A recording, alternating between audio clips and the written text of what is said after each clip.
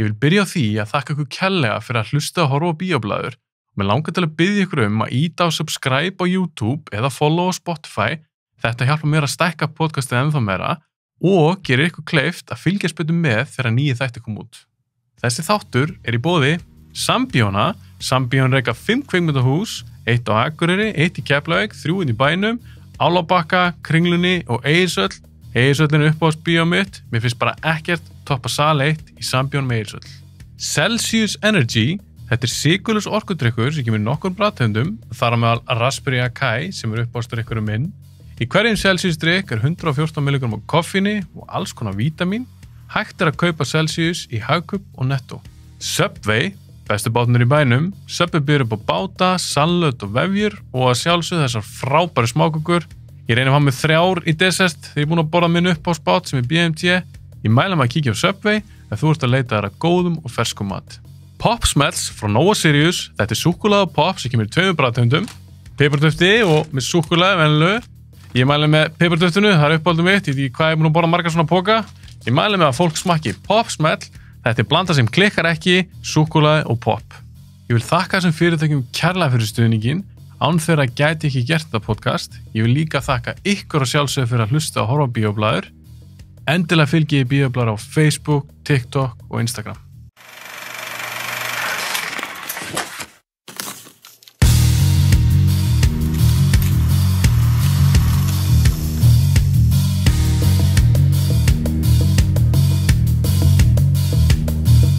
Jörri, nú rúmt á sem við kom síðast. Já. Það var alltaf planað að fá það aftur. Já. Svo bara líður tíminn hratt og það bara á henni vissa af. Þá bara, já, Jörri, þá þetta 101. Já, einmitt. Þetta verður þáttur, líklegast 203. Ok, þannig að það svona 100 þættir á mig. Já, fljótt að gerast með. Þetta líður hratt maður. Afkasta mikil, greinilega. Já, þetta búið að vera... Hvað 2 þættir í viku? Já, var þannig. Nú ég að fara ákveðna breytingar. Já, ég sá skilabúðin. List vel á það. Það ekki? Jú, passa sig á burnoutið alltaf. Þetta getur nú hjálpað svolítið. Vonandi farið góða móttöku við þessu. Ég alltaf að byrja að fá fallið skilabúð og stuðning. Þannig ég bara spennt fyrir þessu. Já. Mér langar að byrja á því, Jörri, að spyrja þig aðeins út í bransan í dag. Ánum fyrir að tala þess að þú búin að gera sem hittið síðast. Þá langum að fara svona lauslega yfir það sem að gerast núna í þessum visual effects bransa. Já. Þú ert visual effects supervisor og ert með þitt eigið fyrirtæki. Já. Ef þú kannski bara segir aðeins frá þér, rifjum aðeins upp fyrir hlustundum sem kannski sá ekki hinn þáttinn eða langt síðan að horfa á hann. Já. Hvað ert að gera í svona stuttumáli? Sko, svona dagstælega ég náttúrulega, hvað maður að segja, hefbundið ferli ofta framleiðandi hefur samband við mig. Ég byrja að skoða einhver handrit, hugsanlega einhver storyboards og einhver svona. Man byrja að gera það sem við kallum breakdown, það sem basically fer yfir söguna, hvað sem það handritsform eða storyboards eða hvað sem það getur verið yfir söguna og svo býrðu til einhvers konar aðgerðalista sem varðandi hvað þarf að skjóta, hvað verður þrívídd, hvað verður hitt og þetta og svo byrja að tala þar að þetta á dýrt, þetta svo framvegis og svo enda það einhvers staðar og þá ertu komin inn í það sem kalla prep-fasin af tökum, það sem er bara að undirbúa það skilur, þú ert að tala við hina deildinar, ég tala mikið við leikmynd og við special effects og missa líka svolítið mikið við búningar hinn og þessar hluti skilur þannig að tökuna ganga sem best skilur og ég náttúrulega búin að vera mjög mikið svona on-set supervisor þannig að ég mjög, mín starfsemi mjög mikið kringum tökur, það eru aðri sem eru miklu meiri bara á skrifstofuna og bara sinna bakendana, það sem við kallum post-production endana á hlutina. En ég búin að vera mjög mikið í töku hliðina þessu og þegar það síðan farið í tökur þá það bara, þú veist, þá fer planið fljótt út úr gluggan eins og alltaf í tökum skilu og þá þarfst að búa til nýplön og einhvað svona og bara svona nota kannski reynslu og hvað mann segja, svona best practices til að fá efnið sem best í hús. Svo þegar hús, þá gert smá svona damage report á því hvað við fengum og hvað við fengum ekki og svo framvegis og svo það bara komið í post-production ferli sem náttúrulega bara risa ferli og mjög flóki og ég get talað það í klukkutíma þess vegna en það svona supervisor hliðin þú veist, þarna og svo ég að sjálfsögða yfirsjá, þú veist, hvernig það gengur eins og núna var ég að koma á stóru verkefni þar sem ég ekki supervisor þess að ég ekki sá sem yfir allt sjóið en ég í raun aðal on-set supervisor og algjörlega búin að vera lykil í að ákveða hvernig hlutin á að vera gerði sko og þá held ég áfram í samtali þó að þau að keyra eftirvinnsluna og að reynda mun ég gera slatta sá eftirvinnslu líka þá held ég áfram að vera eiginlega hálfgeð svona ráðgefi þeirra ok, þetta var skotið svona pælingin eða þetta, ef við gerum svona þá myndi það vera flott skilu, en þetta svona dæmigert og svo náttúrulega bara skilur mann myndin í bíó og vonandi allir ánæður sko. Vonaði besta? Já, nákvæmlega. En mér langar aðeins að spyrja út í mitt bransan. Já. Ég veit að þú búin að gera spennandi verkefni og fyrir maður snáður út í það eftir. En nú ég búin að sjá, ég bara áhugaður, ég ekkert í bransanum. Núna búin að vera svolítið mikið í fréttum. Hvað mikið að gera hjá þessum visual effects fyrirtækjum og þau geta valla sinnt öllu sem í gangi. Já, heldur betur. Hvað að frétta? Já, ég myndi segja að það ekkert valla. Það bransin bara ekki að ráða við eftirspurnin eins og sko. En hvað, þetta öðruvísi í dag heldur fyrir 5 árum? Já, sérstaklega 5 árum. Ég held að sko COVID svona bara það var bara stíflan bara hrundi þá sko þá bara opnaðist á bæði náttúrulega var sko alla þessar veitur þau bara þú veist það voru allir búin að klára við tölum þetta síðast það voru allir búin að klára alla seríur og svo framvegis þannig að menn voru desperate í að reyna að búa til nýjan katalóg til að halda kunna hópin hjá sér skilu og eins og ég held ég nefndi að síðast í frétti fyrir einhvað í miðju COVID og þá þegar var byrjað að skjóta aftur sko þá var einhver vika hjá Netflix það sem þau grínlit 93 verkefni svona orðið á götuna skilu sem svona mann hefur aldrei heyrt aðra eins tölu sko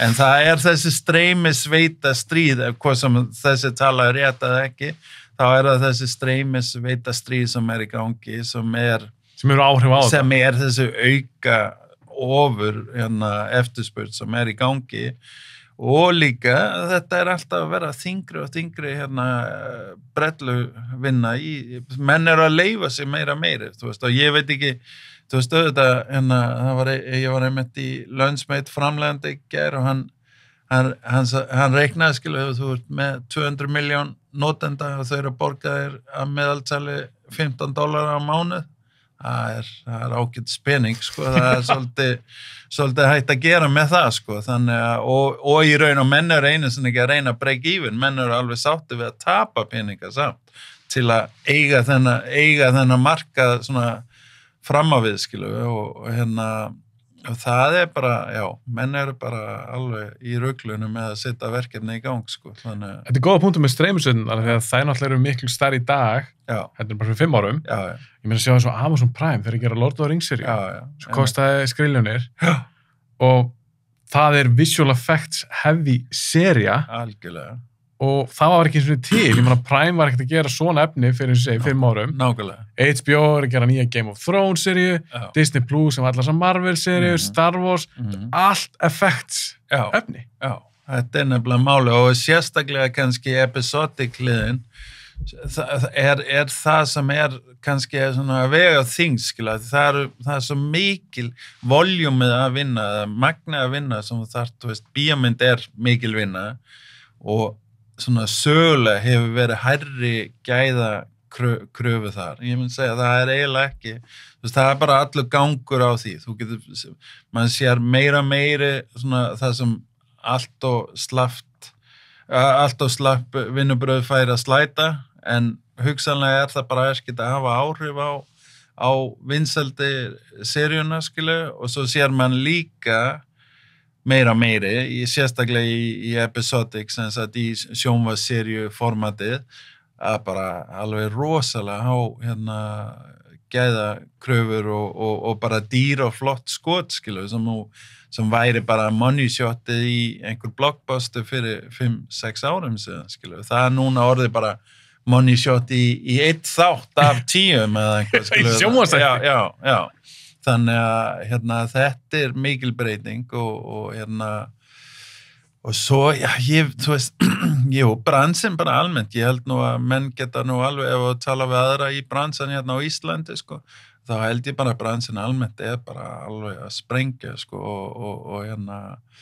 og ég held að þó að ég hugsaði með mig að nú þessi verðbólga sem búin að vera núna síðustu, að það myndi kannski hægja eitthvað, en ég ekki að sjá það, sko, og þú veist, að mér segir Ísland, sko, svona freka núna erum við með sterka króna með evran og einhvað svona, það samt virðist ekki á hann alvöru áhrif, sko, það bara, þostin bara óseðjandi virðist vera, sko, svo, og þannig að bransin, ykkar hlið kannski sérstaklega, þeir sem að vinna í þessum gera tölubrellur og svona, vantar starfsfólk? Alveg, mér vantar, þekkir einhver mér vantar starf. Ef ég var svona gaur og ég myndi koma til þér og gera þetta með ykkur að vinnandi mér, myndir ráðum bara staðanum? Já, ég ætla ekki að segja það, en þú veist, ef þú væri með reynslu, þá myndi ég potið, þá myndi ég ráða staðan fyrir eftirvinnslu sem ekki alveg komin í gangi á mig, en sem núna í haust og vetur, ef þú ert með einhverja reynslu og ég get sett á samning fyrir október og fram, þá ekki spurning, sko. Þannig að þú þekkir þetta bara mjög vel að vanti starf. Já, það bara, þetta er og náttúrulega, sko, það vantar kannski minni, náttúrulega, sko, vandamálið, ekki vandamálið, en það sem er svolítið svona catch-22 varðandi starfsfólk í VFX-bransan, að oftast, og það á við núna, oftast hægt að fá junior starfsfólk, sem sagt fólk sem alveg bara nýkom úr skóla eða mjög snemma í ferlunu og oft bara mjög verðmætt og frábært fólk, skilu, en það sem vandamálið þar að það krefur svolítið mikil athygli og tíma frá senior aðalana, þannig ef ég núna í stöðu með framleiðslu, það sem mínir reynslumestu artista hvað sem með, þú veist, ég ekki með nóg af þeim, þá verður eiginlega erfiðar fyrir mig að taka þessi junior því ég veit að ef þau ekki beinu tenging við einhverju að þessum reynslu mestu fólk, þá nýtist þau ekki almennilega, skilu, en hins vegar ef að ég get, þú veist, gert það þannig að ég get kannski haft einn 3-4 junior eða einhver svona, senior. Já, ég skil. Að þá nýtist það rosalega vel og þau geta verið rosa hjálp í að lyfta stór verkefni, skilu. En það að missa fólk? Fólk í VFX-bransanum, það að fara að gera það að fara að vinna eitthvað annars það það að fara að vinna á Facebook eða Apple eða Netflix, eitthvað? Ég held það nú almennt, ég held að bransin almennt missi fólk mikið, sko, þetta er ekki mjög bara fyrirgefandi bransi, þetta ekki mjög tillitsamur bransi, skilu, þú veist þetta rosalega mikil yfirvinna oft og náttúrulega það að byrja í bransan, rosalega lágt kaup í bransan og og bara mikið andlegt álag í raun, skilu, því að þú ert virkilega að leggja einhvað sjálfa þér í þessu hluti, þetta kreatív vinna, skilu, og hún bara relentless, skilu, það nýbúin að slá í gegn með einu skoti, það var enginn að dvelja á það er bara, ok, frábært, búið, og svo næsta, nú ertu komin on í rabbit hole aftur, skilu, það sem hún veist ekki lausnin og þarft að berjast til að komast út í því, og þetta að sjálfsögðu flest skot svona með frekar straightforward uppskrift á hvernig að leysa að samt, þú veist, það alveg sama hvað, þá alltaf einhvað sem stríður og alltaf einhvað sem svona gera, það mjög erfitt að svona template-væða þessa vinnu, það alltaf einhvað sem brýtur það eiginlega, skilu, og menn verða rosalega bönd á Davos, sko, alveg svakalega, sko, menn, þú veist, ég á vini sem eru búin að vera í nokkur ára að ná sér eftir erfið verkefni, skilu, en þú veist, þau eru ennþá að vinna í en þau bara ná ekki nappinu upp, þau ná ekki sama kraft í vinnuna aftur, skilu, en eru samt alveg verðmætir og allt það, sko, en þú veist, þau voru heimsklassa gaura en eru núna bara kannski einn þriðja af því, þú veist, sem voru. Já, á góðu degi, skilu, bara því þau bara, þú veist, mann brennur rosalega út á þessu, sko, sérstaklega eftirvinnslan mjög erfið, finnst mér, af því það stoppar alltaf, þetta endalaust, skilu, ef ég á setti og það síðasta vikan og þú veist, ég var á setti og það var næst síðasta vikan og við áttum allt og mikið eftir, skilu, og þetta var algjör martröð að reyna skipulega hvernig við ættum að fá það inn, en við gerum einhvað og það gengur upp og við vinnum meira og við vinnum hraðari og svo eftir þessi vika, 2 vikur, þá þetta búið, skilu, og þú lappar í burtu bara og fer, þú veist, til London að slappa af og fæði bjór og svo framvis, en í eftirvinnslan, þá þetta oft þannig að þú ert, þú veist, í 3 mánuð í þessu ástandi og svo þegar það skila myndin að þér, þá kemur kannski 2-3 vikur það sem einhvað chill og þú tekur út einhvað þessum 7.000 yfirvinnudaga sem er búin að vinna þeir inn og svo kemur bara næsta, þú veist, sem núna stendur í 7 mánuði, skilu, og þannig að þetta verður rosa slítandi, en ég ætla samt ekki að reyna að tala fólk frá þessu, þetta ákveðin lífstíl og ef þú ert náttúrulega bara með þessi sköpuna hæfileika, þá náttúrulega fátt meiri gefandi en að taka þátt í svona topp verkefni sem að þínu mati enda með að líta ógeðslega vel út, skilu, þetta ógeðslega gaman.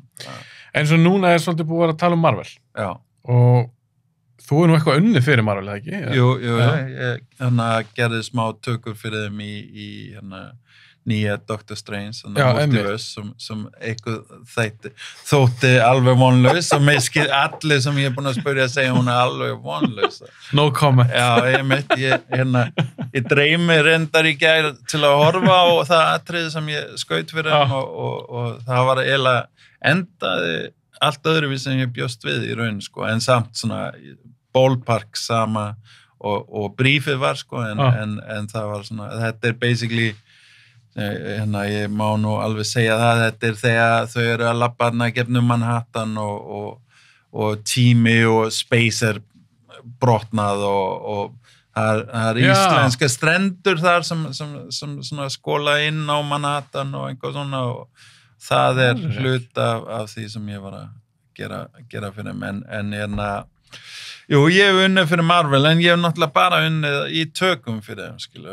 Ekki eftirvinnslunum. Ekki eftirvinnslunum, og það einmitt mikil svona umræði gangi núna almennt í bransan Marvel, og þá það einmitt Marvel Episodic sem pingu svona að tala það sem svona company killer verkefni, skilu, frægt að fyrir mörgum mánuðum síðan þegar Life of Pi kom út, sko, þá unnuðu þá vann sá mynd Óskarinn fyrir besta brellur, algjörlega réttilega, en kaldhæðnin í því að á stundin sem þau voru búin að vinna Óskarinn, þá var fyrirtæki farið á hausinn sem hétt Rhythm and Hues, út af hvernig brelluverkefni fór, bara út af samningana sem þau voru með og svo framvið, skilu, og þannig að sama tíma þau eru að upplefa mesta success alla tíð í þeirra fyrirtækisferli, þá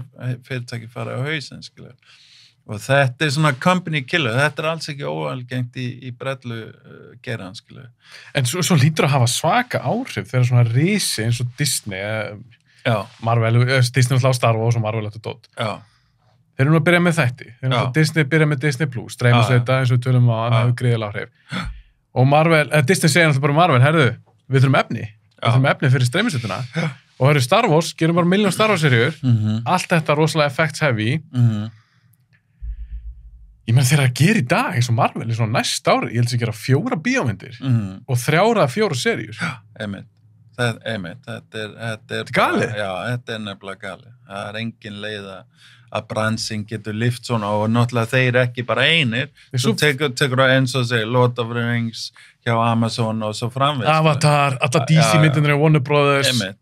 Þetta, og sko, það furðulega líka sko að það virðist eins og ekki það að formúlaðin eitt svona, mér finnst reyndar að almennt séð farið að nota brellur svona á betri hátt og svona aðeins hugsa meiri svona narrativ gæðin sem felst í að gera hinn á þessa brellur skilu, sem náttúrulega Marvel að mínu mati hefur alltaf gert alveg skelfilega, svona fyrir utan nokkra myndir sem eru flotta og skemmtilegar en þannig að ég mun segja það er svona fann að vera meiri krítískt eða það fann að nálgast meiri krítískt hvernig á kannski að nota brellur en almennt séð bara þú veist það bara skrúa bara upp í 11 á magnarinn sem heitir meiri brellur skilu. En þá verði ég að spyrja út í eina mynd, þetta tengist auðvitað brellum. Já. Ertu búin svo Top Gun Maverick? Já, einmitt. Ok, ástæðan nefni hana, fannst það góð? Já, alveg allt í lagi. Ég bjóst við betri, en þetta var náttúrulega bara Top Gun aftur, eiginlega, bara þú veist, hann bara hann gamall og einhver svona, en þetta var rosalega, hún var miklu nær uppræðanlega Top Gun heldur en ég bjóst við og ég átti líka kannski vona á meiri visual, þú veist, að ég sá alveg fyrir löngu síðan, eitt fyrsta klipp eða eitt fyrsta svona umfjöllun það sá ég með Tom Cruise og einhver framleiðandi einhver tala já, þetta verður alveg groundbreaking tökur og einhver svona, þá bjósti við að sjá einhver. Þú varst ekki impressed? Jú, ég var alveg impressed en ég var búin að sjá þetta þú veist, það svona í eðli sínu ekkert mikið öðruvísi en uppræðanlega Top Gun, jú, þetta betri og kannski einhverja tökur sem ný, en ég var búin, það var ekkert þarna sem var nýtt fyrir mig, svona myndrænt, sko. Ok, mér ástum geggju. Já.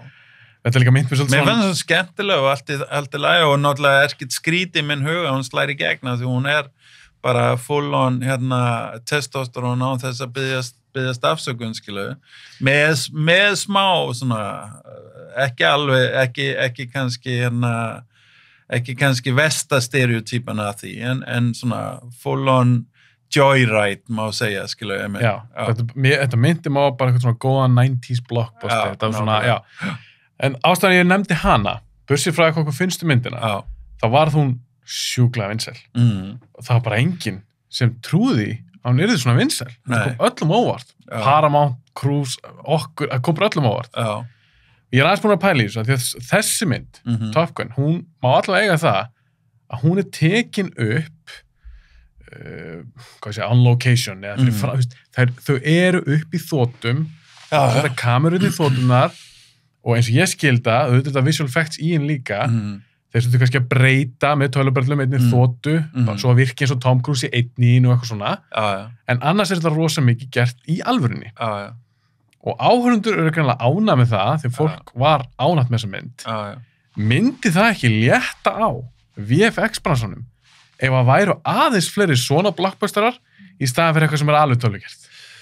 Skilur hvað við? Jú, ég skil alveg, ég meina þetta það sem ég sérhæfi mig að gera allt til að forðast þrívídd til dæmis, það sem kallað CG oft, skilur og þau hafa alveg gert það, ég meina eins og í þessa mynd þá til dæmis þannig óvinnin þarna að fljúa einhverja SU-35 eða einhver svona, það allt náttúrulega CG svo vel, sko, en og það hellingabrell, alltaf ég mann á sinn tíma með Mad Max 9, þá þetta allt practical, þess vegna er hann svona geðveik, sko, hún svo stútfull af visual effects að hálfa venn, en það sem var frábært við hana og líka við þessa að þau grunninn fullt af practical, skilu, og þetta alveg, ég einmitt ný komin úr eyðimörkin, búin að vera að preacha þetta bara, ef við getum haft ein kamera, þú veist, mér langa ekki, þú veist, endilega gera mig atvinnulausa ef við getum bara klára skotið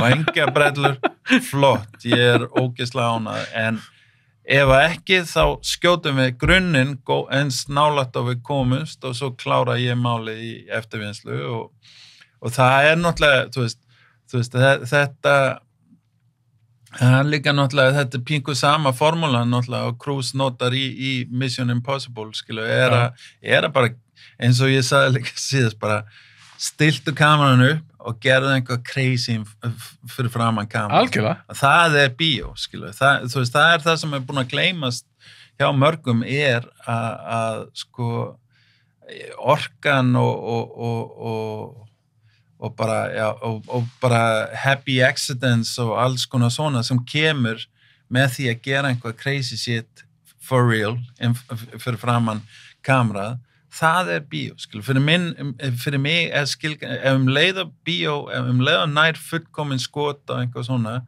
og með fullkomin stjórn á öllu, þá bíóið farið. Já, þú talar það síðast, það satt svolítið í mér þegar þú talar að bíó verður að vera aðeins lifandi. Það verður að vera fyrir áhrifum af mannskapin og umhverfið sem það í. Ef það ekki fyrir áhrif af því, þá það bara einhvað steril, þú veist, þá tölvuleik eða einhvað svona, skilu, og hérna, allt góð með það, en það ekki, og þá kemur einmitt að því að hvað það sem, þú veist, Top Gun með einhvað svona, hvað mótjó, þetta mótjó sem hérna, ég vil meina nöðsynlegur faktor að hafa í bíó að þessi crew, cast og umhverfi hefur áhrif á final á kvikmyndar sjálf. Já.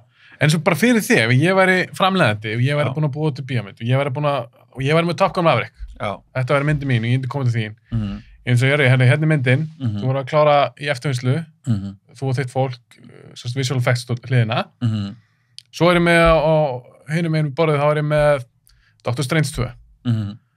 Það hlýtur að gefa auðvitað að það þá allavega minni vinna fyrir að gera Maverick heldur en Doctor Strange. Já.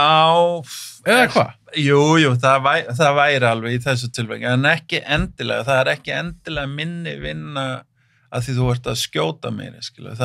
Þú veist, það bara öðruvísi vinna, sko. Þetta fer svolítið, það verður meiri kompvinna örugglega úr því að skjóta meira. Komp sem sagt, má kalla Photoshop fyrir bíó, skilu. Það tvíviðarhliðin, það sem þú ert að eiga við efnið sem tvívitt fyrirbæri, basically. Hvað sem það þrívitt, hvað sem það þrívita gameskip sem þú ert búin að rendera út, sem að teikna út úr tölvuna og þá er þetta orðið núna flatt fyrirbæri sem þú átt við, þú breytir litin aðeins og setur smá blör á svo framins, eða þá tökunar að þá verður miklu meiri til dæmis kompvinna, hugsanlega meiri kompvinna, meiri clean-up af riggum og alls konar svoleiðis, skilu, og hérna, en minni kannski þrívit, sko. Þrívitin náttúrulega rosalega þungi í Marvel, skilu.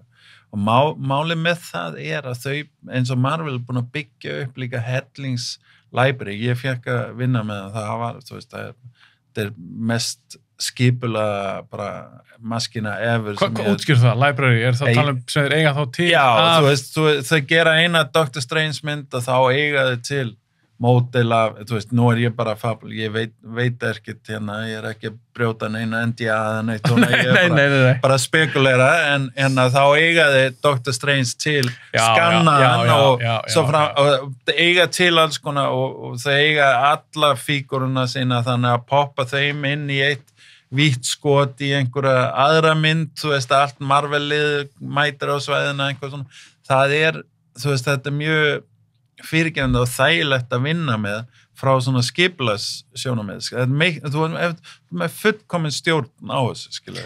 Þú veist, ef þú ætla að skjóta íkot hérna og borða fallega sponsnamið. Borða nógkroppi. Já, þá getum við reynt að gera, að skjóta og ef að það er text, ef að íkornið lætur leikstýra sér, þá erum við komið með fullkomin tökur, skilu við, en líkun á að það text er frekar litlar, þannig að þá ferum við út í að gera CG íkorn og þá getum við leikstýra alveg upp á hár hvað við viljum fá út af því. Og þess vegna eru oft valin CG-leiðina því að þú ert með svo mikla stjórn, þú átt alls konar asset eins og kallast, þú átt leikmynd í þrívít, þú átt fígúra í þrívít og svo framvegis sem þú getur síðan notað þú getur búið til fleiri skot svo framvegis, þú hefur miklu meira möguleika í eftirvinnsluna heldur en þegar þú ert að skjóta. Ef þú ert að skjóta, þá er tökuna búna á ákveðin tíma og þá ertu bara með það sem þú ert með. Nema þú getur farið í aukatökur, það er náttúrulega síðasta sem þú segir við framleiðandi, það er það síðasta sem man langar að heyra, skilu, en almennt séð þá ertu í tökum í ákveð tímabil og það sem hún fær, það er það sem hún fær og þú verður bara að vinna með það, skilu. En mér er bara svo magna, 2022, að þessi Top Gun að koma út, það hefði verið svo auðvelt fyrir Cruise og liðið sem gerði myndina að byggja bara fake cockpit í einhverju stúdíói, green screen bakvið. Já, LED screen. Já, það er með svona volume dot. Já, það væri með volume eitthvað. Já, það er auðveldara. Hlýtur að vera. Sem dæmis, ég get gefið dæmis sem uppáhalds supervisor minn sem heitir Paul Lambert sem er supervisorinn á Dune meðal annars og nýja Blade Runner og First Man. Opnunaratriði First Man til dæmis, þar sem hann er að fljúa einhver experimental flugvélana og ég held missar líka raketuna og fleiri. Bara flesta þessum flugatriðum það er gert í svona voljum.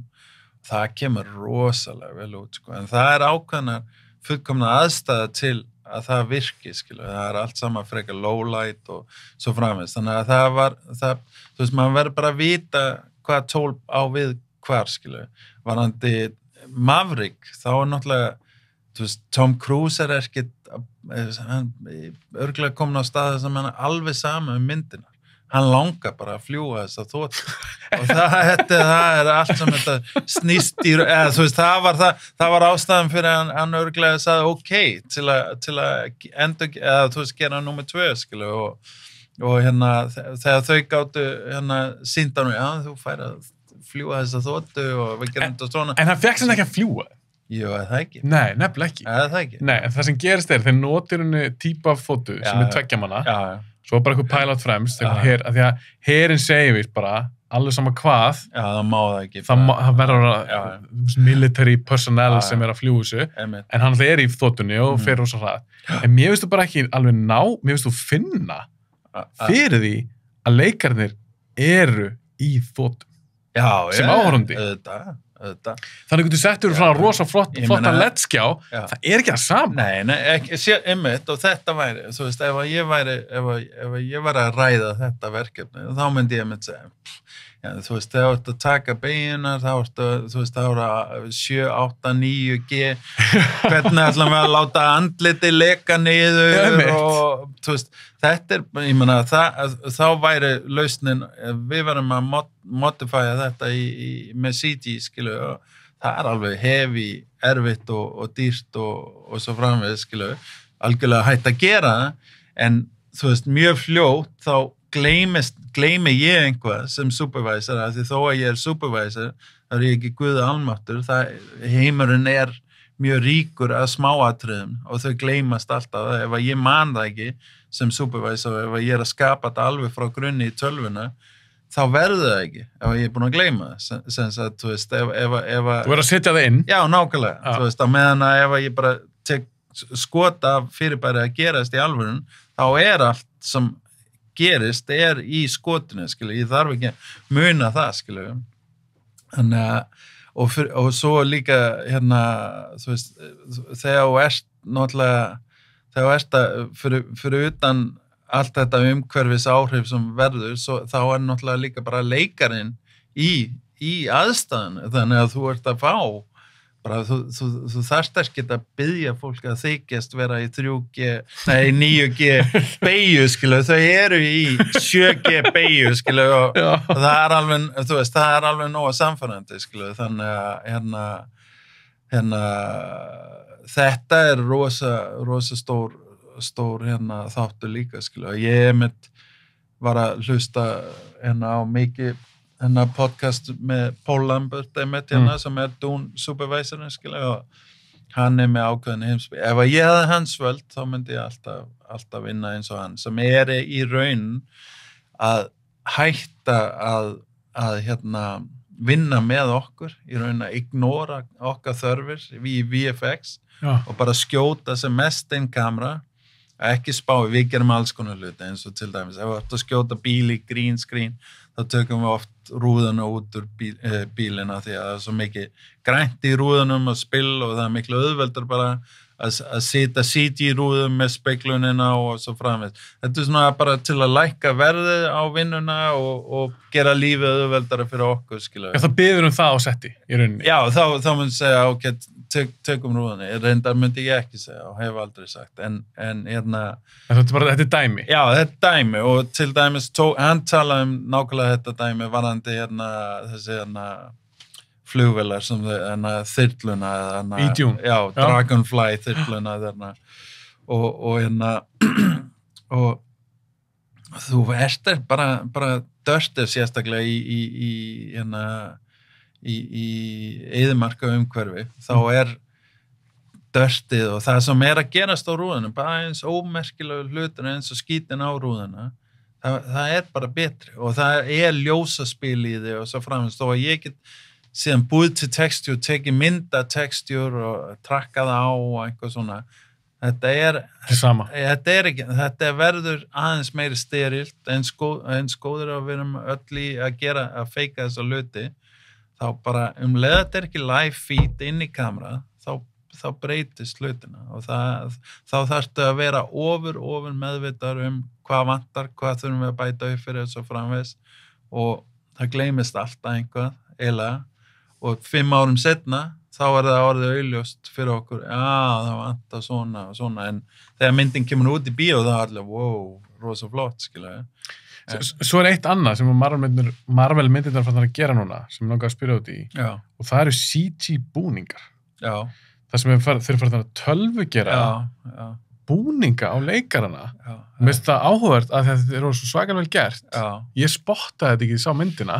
Nei. Hver ástæðan þessu? Af hverju ekki að fá eitthvað búning á hann til þess að sögum eitthvað búning? Þetta eflaust bara því að búningin þarf þú veist, nú ég bara að spekulera, ég veit ekki. Bara eitthvað gisk, þín kenning. En ég myndi halda það væntanlega því að búningin það animated, og hann það lifandi, sko, að bæði að búa til búningin, þannig ekki auðvelt, þú veist, að rigga hann upp og allt það, og þannig búningar eru náttúrulega hrikalega óþægilegur oft fyrir leikarana og alltaf með alls konar takmörk og svo framvegis. Þannig að þá endaði oft í hvað sem að þau þurfa að CG-væða búningin, þú veist, eins segjum bara Iron Man eða eitthvað svona, skilu, þú veist, ef hvað sem alltaf að, þú veist, trakka einhverja plötur eða einhver sem þú veist, þá kannski bara í þeirra workflow kannski orðið bara alveg eins auðvelt að hafa þeim í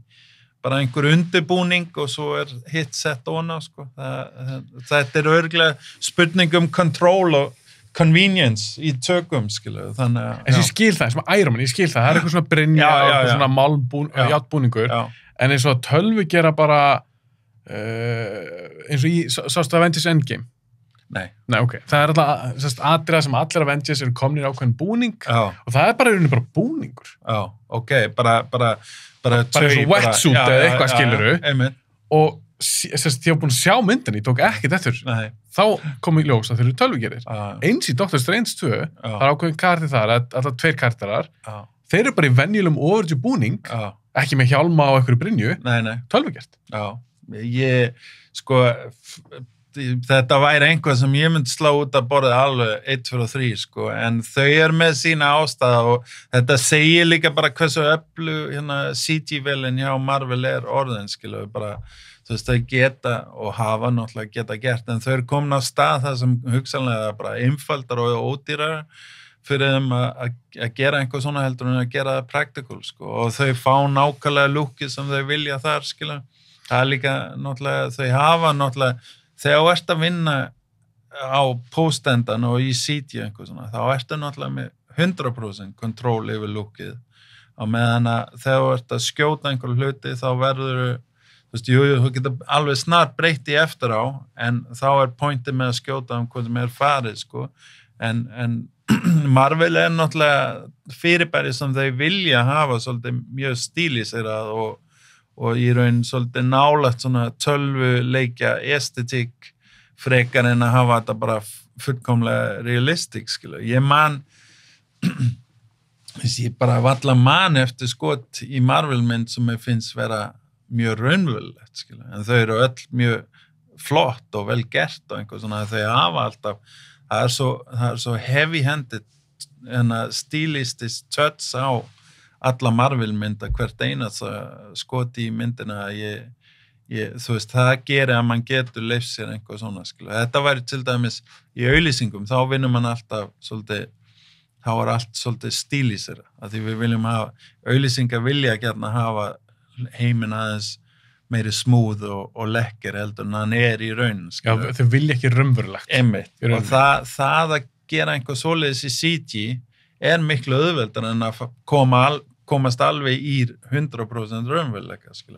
En maður bara haldið einhvern veginn, ef að VFX-bransin bara kikna utan álægi og fólki þar bara að segja, hei, við getum eiginlega ekki meir, við náum ekki sinni þessu, getum við ekki dreift það álæginu og sett á búningadeildina? Nákvæmlega, skilur þau? Jú, en þú veist, það einhver mjög spesifik, ég meina, þau með einhver cloth plugin, in-house, ekki plugin, en þú veist, þau með náttúrulega alls konar overtól, sko, í eftirvinnsluna og þetta bara, þau bara komið þarna, að þetta bara auðvelt fyrir þeim, skilu. Ég get allavega sagt það, þetta allavega minnimál fyrir þeim að gera þetta heldur en að minnimál annarkvort í peningatíma eða áhættu heldur en að eiga við búningadeildin, basically. Það ástæðan fyrir þau að gera. Mér finnst þetta svo sérstakt, maður. Eða það gæti reyndar, það reyndar núna að það að spá í það, gæti verið hreinlega að þau voru í búninga sem voru kansluð og svo þessi búninga bara búið til á það. Það væri í raun, það hluti sem ég hef tekið þátt í svipaða hluti á þau, skilu. Þú verður bara skiptir út búning. Já, ég hef þurft að skipta út umbúðir sem voru komin með approved nýtt design á snakkpakka og svo þessi snakkpakka búin að skjóta heila auglýsing með þessi snakkpakka og svo kemur ljóð, nei, ætlum ekki að hafa þetta designa því að þetta móðgandi í Indonésiu eða einhver svona og þá bara allt, þá þetta skipt út í allan pakkan og einhver svipað getur mann hugsað með búningana að þau hafa komið staði að þessi búningar vonlausir eða þú veist, vera með einhver screening og vera með einhver svona questionnaire eftir á allir þau litu gay út í þennan búning eða einhver svona, skilu, að þá það er svo breytt. Já, það geti verið ástæða, sko, en þá fyrir maður að hugsa þú veist, framtíðina, því ég var að horfa núna fyrir stuttu síðan, Light and Magic, ertu búin að sjá seríuna ILM? Nei, ég var að koma úr Eyðimörkin og ég nú ekki mikið að horfa á sjónvarp almennt, en ég ætla að kíkja á hana, já. En það skiptir ekki þetta máli hvort þú búin að sjá hana. Nei. En þar var verið að tala og maður fara svona, ég fann svona smá til fólkinu. Að þar varstu með svona módelsmíði. Já, einmitt. Það var bara heil deild hjá ILM, voru að smíða módel, voða flott, voða gaman. Svo gerist í rauninni bara, ég held að bara þegar Jurassic Park kemur. Já. Þegar þeir föttu bara, við þurfum ekki að gera stop motion, við fylltippið, hann ætlaði bara að fara að gera þetta allt stop motion, búin að vinna hellinga í myndinni, svo bara einhverju 2 gæjar á ILM, sem voru svona rebels, og bara við getum víst gert tölvu gera risalur. Gera eitthvað test, Spielberg sér það, Kathleen Kennedy, og þau bara, wow, við erum bara að horfa á framtíðina. og það sem gerir síðan mjög hratt, eins og þú veist, módeldeildin, hún er bara hvarf. Þannig að nú er ég bara fann að pæla með þessa búningahönnuði. Þeir bara fara að missa vinnuna líka? Já, nei, hvernig þetta 10 ár? En þarna getur líka sagt, sko, þarna, að því það, ég meina, þú veist, það er alls konar hluti sem gerist, þú veist, í kjölfara aðra hluti sem ekki endilega framför, skilja. Það er ekki alltaf bara for the good of things að hlutina gerist, meðal annars allt þetta miniature dot, skilja, að þú veist, þetta fór niður, svo kom þetta svolítið aftur, var alveg ágætis revival kringum Lord of the Rings notaði mjög mikið miniature, já, og réttilega svo að því að á sátíma þá var hérna til dæmis destruction af umhverfi bygginga og svo framvegis var ekki nógu gott í CG á sá tíma, en ef að gera þetta rétt í módelum á þennan tíma, því þá var líka eins og motion control og svona var orðið mjög gott, skilja, meðan að það var meiri erfiðari á, þú veist, í early 80s var það ekki alveg jafn fullkomið tækni, skilja, og miklu meiri takmörkum kringu því, en á tíma Lord of the Rings var þetta orðið bara fullkomið basically sama og við erum meira minna með í dag, sko, og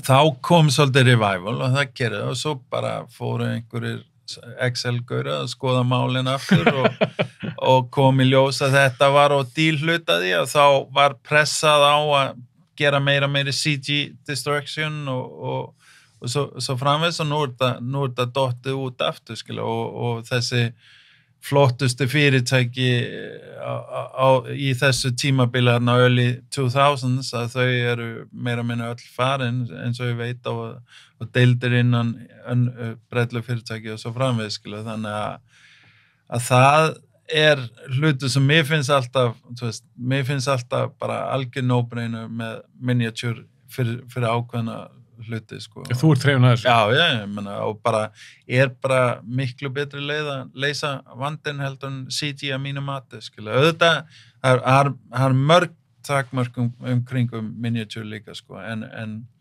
þú veist, það sem að gerir vel og það gefið aðra möguleika í sambandi við að skjóta þetta og svona, að því þegar þú ert að gera svona CG destruction, þá ert að gera svona simulations en þú ert basically að setja upp aðstæðar og svo lætur talvan reikna út hvernig þetta gerist alveg í raun að svipaðan hátt eins og mann reiknar veður út eða verðbólgu eða þú setur upp einhverja parametra og svo segir, ok, módel, hvað gerist núna?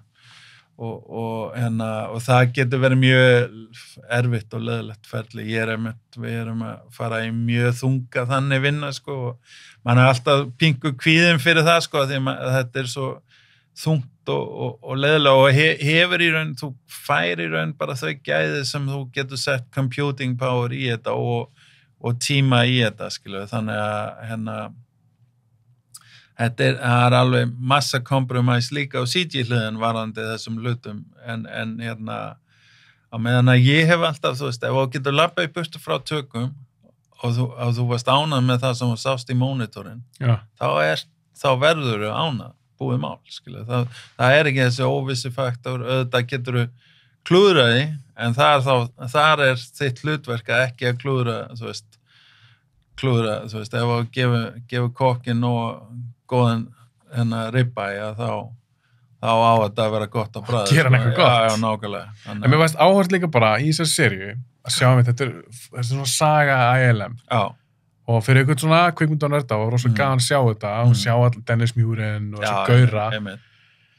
Það var snillingar og svo klár mannskapur sem Lucas tekur til sín og stofnar þetta fyrir því í kringum.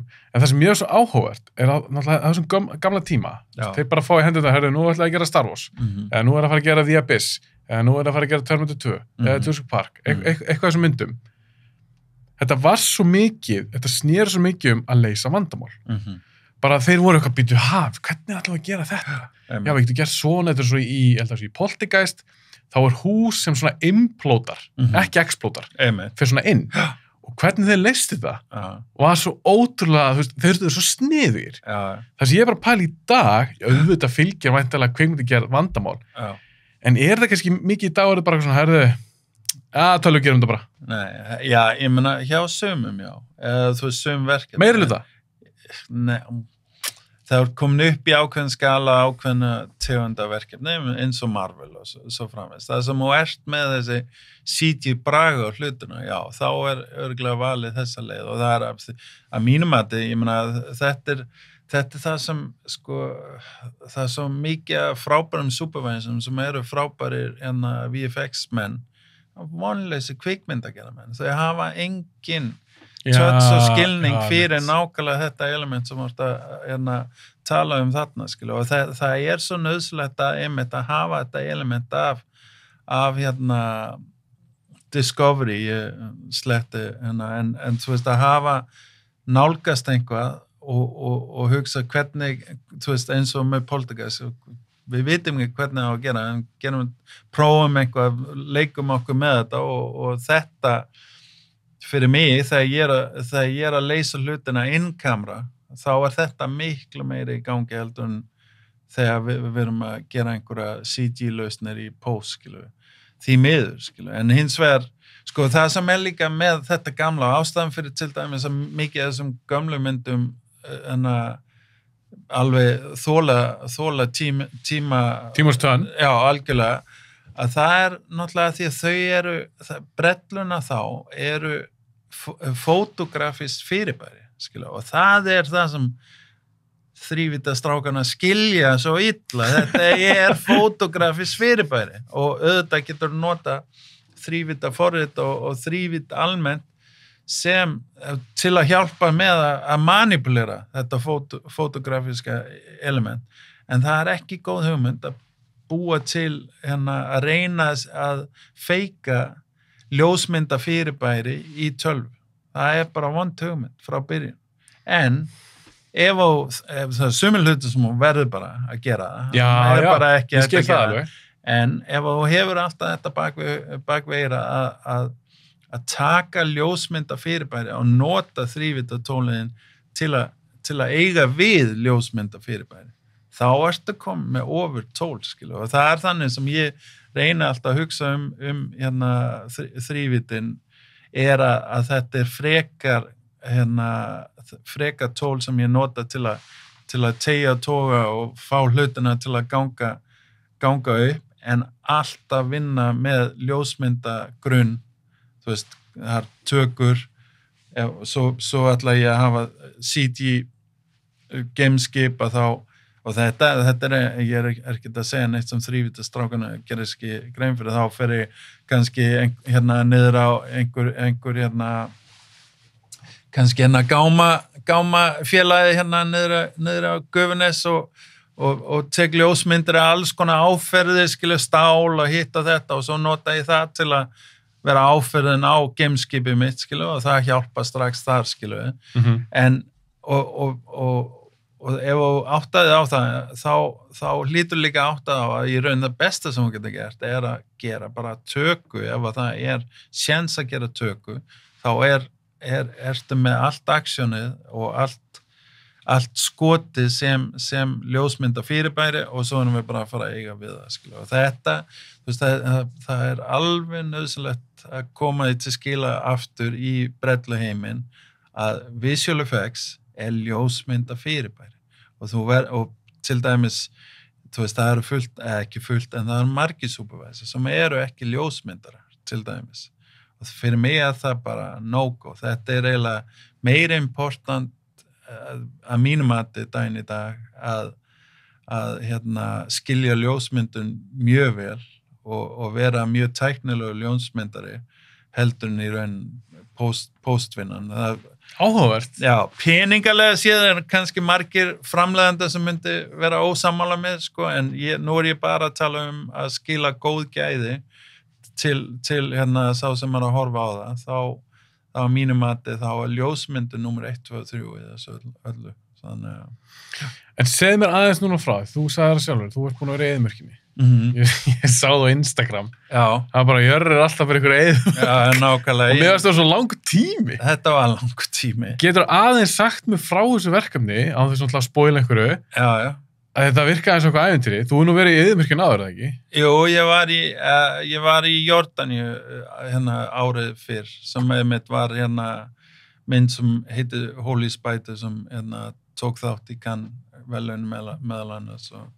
Hvar varstu núna? Hvað varstu að gera? Ég var í Sádi-Arabíu, í norðvesturhornið, Tabuk, og Tabuk var borgin sem við byggum í, en svo tökusvæði heitir Neom og hlut af svaka áætlun hjá Sádi-Arabíska ríkið sem heitir Neom 2030, það sem þú kannski heyrt það, þau eru að spá að búa til svona línulagað borg.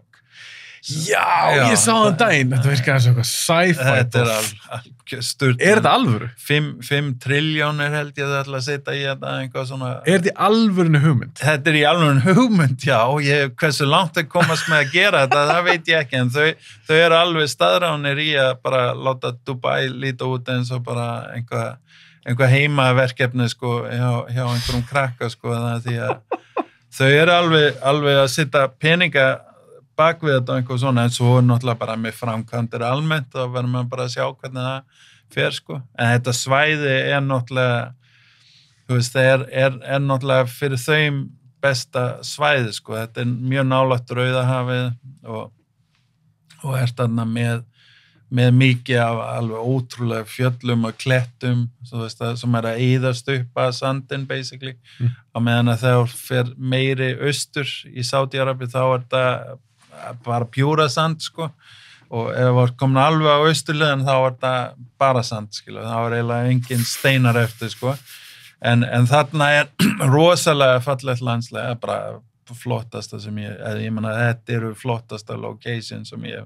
nokkuð tímann tekið sko, þetta bara, þú veist að ég myndi segja að Dune 1 var ekki með neitt á okkur sko, okkar location var miklu flottari. Já, algjörlega sko, þannig að Hvað var Dune tekin upp? Hún var tekin upp í Wadi Rum, það var stór hlut af, þú veist, það var crew, eða ekki local crew, en arabisk crew var náttúrulega Sádar og svo voru margir frá Jordaníu og margir frá Marokko, og Jordaníu og Marokko náttúrulega mjög busy tökustæðir almennt skilu, og þau voru mjög bara lokalinn, líka Sádi krúin voru frábær sko, bara virkilega gaman að vinna með, en einmitt allir frá Jórdaníu, eða langflestir frá Jórdaníu hafðu verið á Dune og eru á leiðinu núna í Dune 2 sko. Einmitt.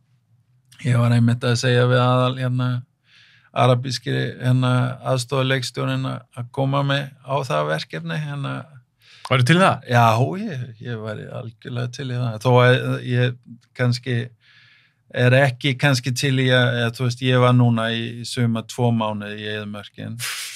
Jú, ég var alveg til í það, en náttúrulega bara leiðilegt að vera svona lengi frá fjölskylduna. Það mjög erfitt, sko, og svo þegar, þú veist, þetta var alveg... Hversu heitt var það? Heitasta dag lífsminns var þannig fyrir 2 vikur síðan eitthvað, þá var 47 stig að hita, lofthitinn 47 stig að hita, og við vorum einmitt sáta djúpt út í Eyðimörkin að vinna upp á klettahrygg, það sem var engin skuggi og við gátum ekki sett upp tjöldin sem við setjum venjulega upp að því að það var hvasst á þennan. Þau myndi bara fjúka í burtu, þannig við þurftum standa þarna í 8 tíma í sólinu bara, þannig að það var heitt þetta, og enda voru 3 sem fengu heat stroke sá dag sko, og það gerðist á hverju degi, einhver sem bara liði yfir fólk að hita sko, þannig að það var alltaf að gerast. Ég greip eina leikkonuna einn daginn, af heatstroke líka, þú getur ímyndað að þau eru í þungum, þetta svona fantasíverkefni sem þetta á að gerast í raun fyrir tíma Íslam og byggð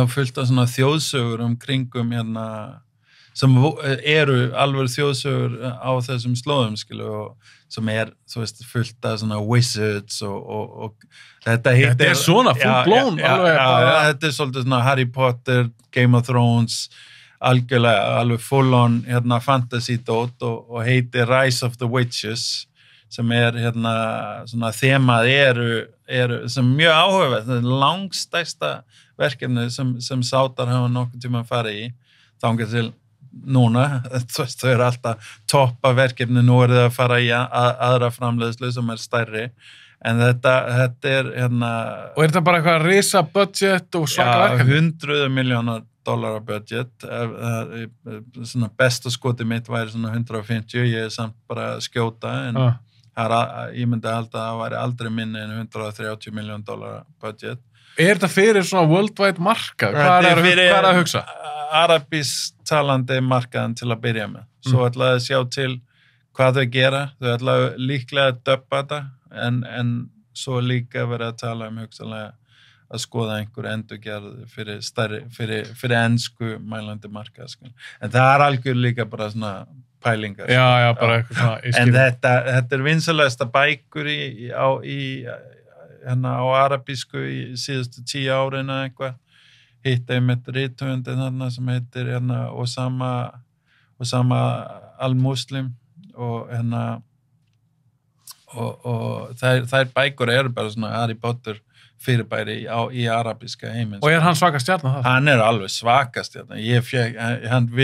Það ein mynd af mig með hann á Instagram og ég búin að fá einhverja 200 bara út af þessa mynd auka sem nú kannski ekki mikið en á svona 2 vikur, það miklu meira en ég fær venjulega, 200 nýjir followers út af því og já, hann svaka stjarna sko og var í raun svona aðal stjarnan á setti þegar hann var á setti sko, meira en leikarana sko, þannig að... En svo þetta verkefni, var það bara eitthvað sem að senda þér e-mail, að þú veist, þetta er lengst í burtu og... Þetta er bara þetta góða gamla með þú veist, að vera heiðarlegur og vinna hart og aldrei gefast upp og þá, það er basically hvert verkefni sem þú fer í gegnum án þess að hvað mann segja, vera með ákveðu upp á bak, að þá verður ákveðin hóp sem hugsa, ja, best að heyra jörra næst að þau eru einhvað að spá í einhverju berellum og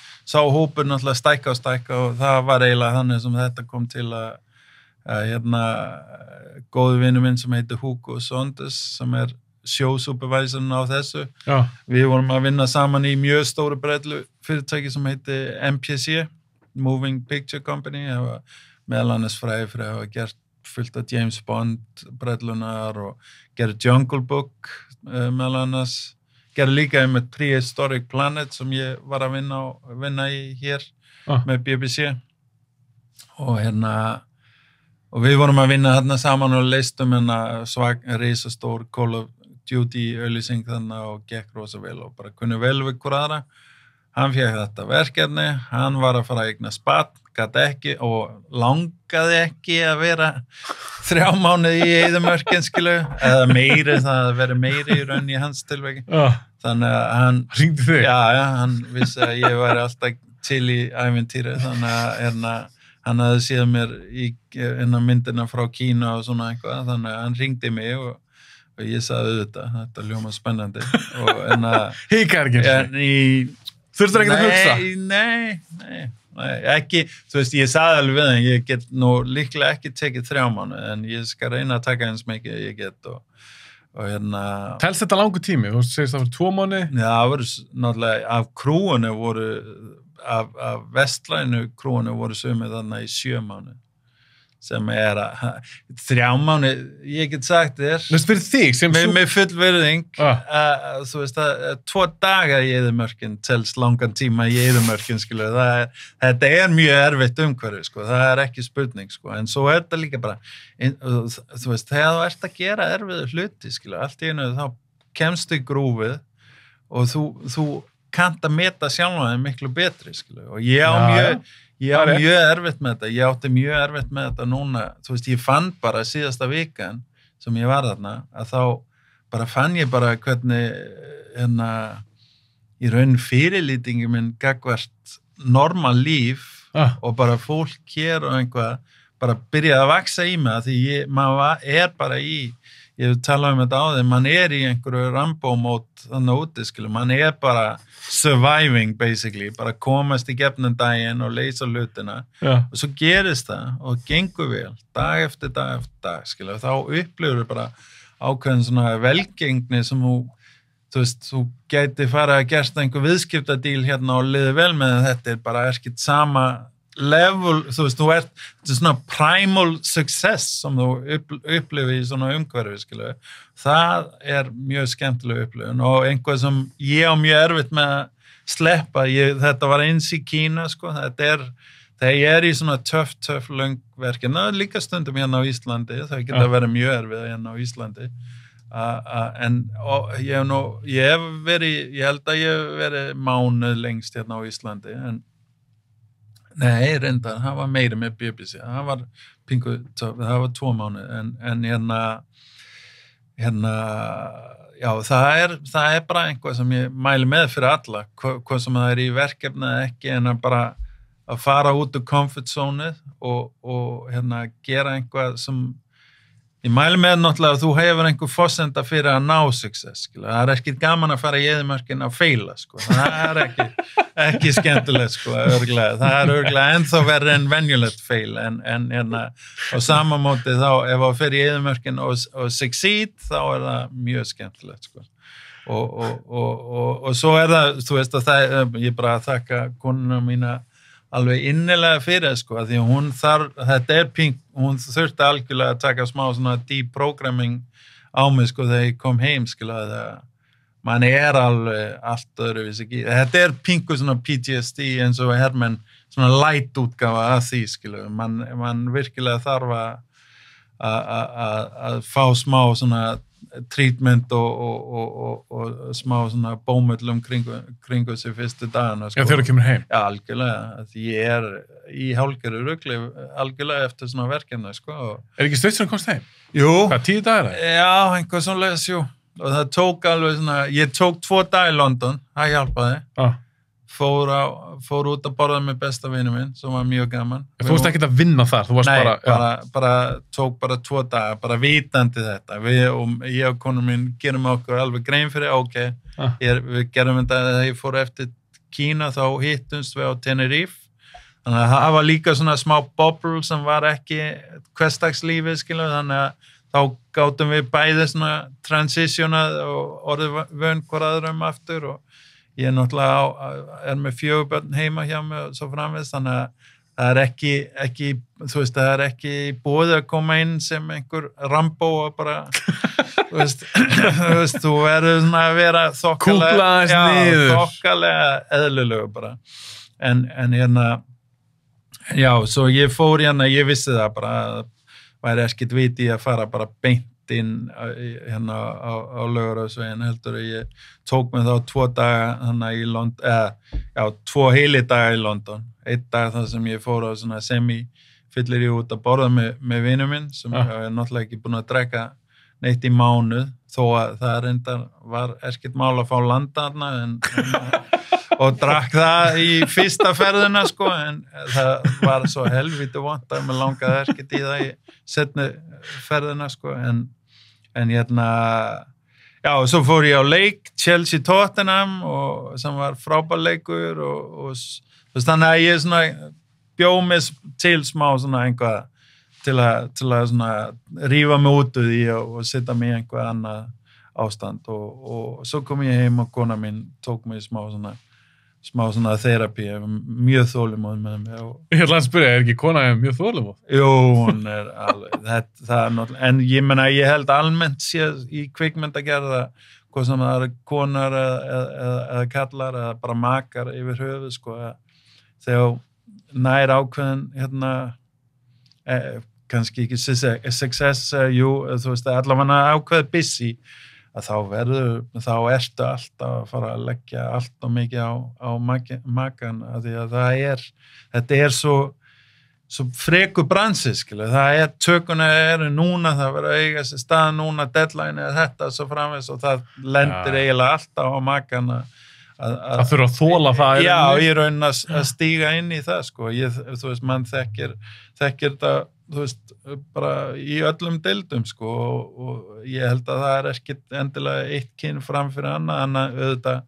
Náttúrulega eru almennt séð fleiri kallar í já, en ég meina, ég held að þetta ekkert auðveldara fyrir stelpunar í búning eða leikkonunar eða whatever, sko, þetta bara rosalega, þú veist, eins og Balti sagði, þetta ekki vinna, þetta lífstíll, skilu, og ég verð að vera sammála þar, skilur, maður verður að nálgast það réttlæti kannski ekki að mann alltaf í einhverju rugli og ekki með góð kjör og ekkert annað getur á sig stað en mann kannski sáttari við þessi hlið af jobbinu ef mann horfi á þetta sem meiri lífstíll heldur en vinna, sko. Þannig þegar þú kemst að þú ert að fara í eyðimörkinni í 2 mánuði. Já.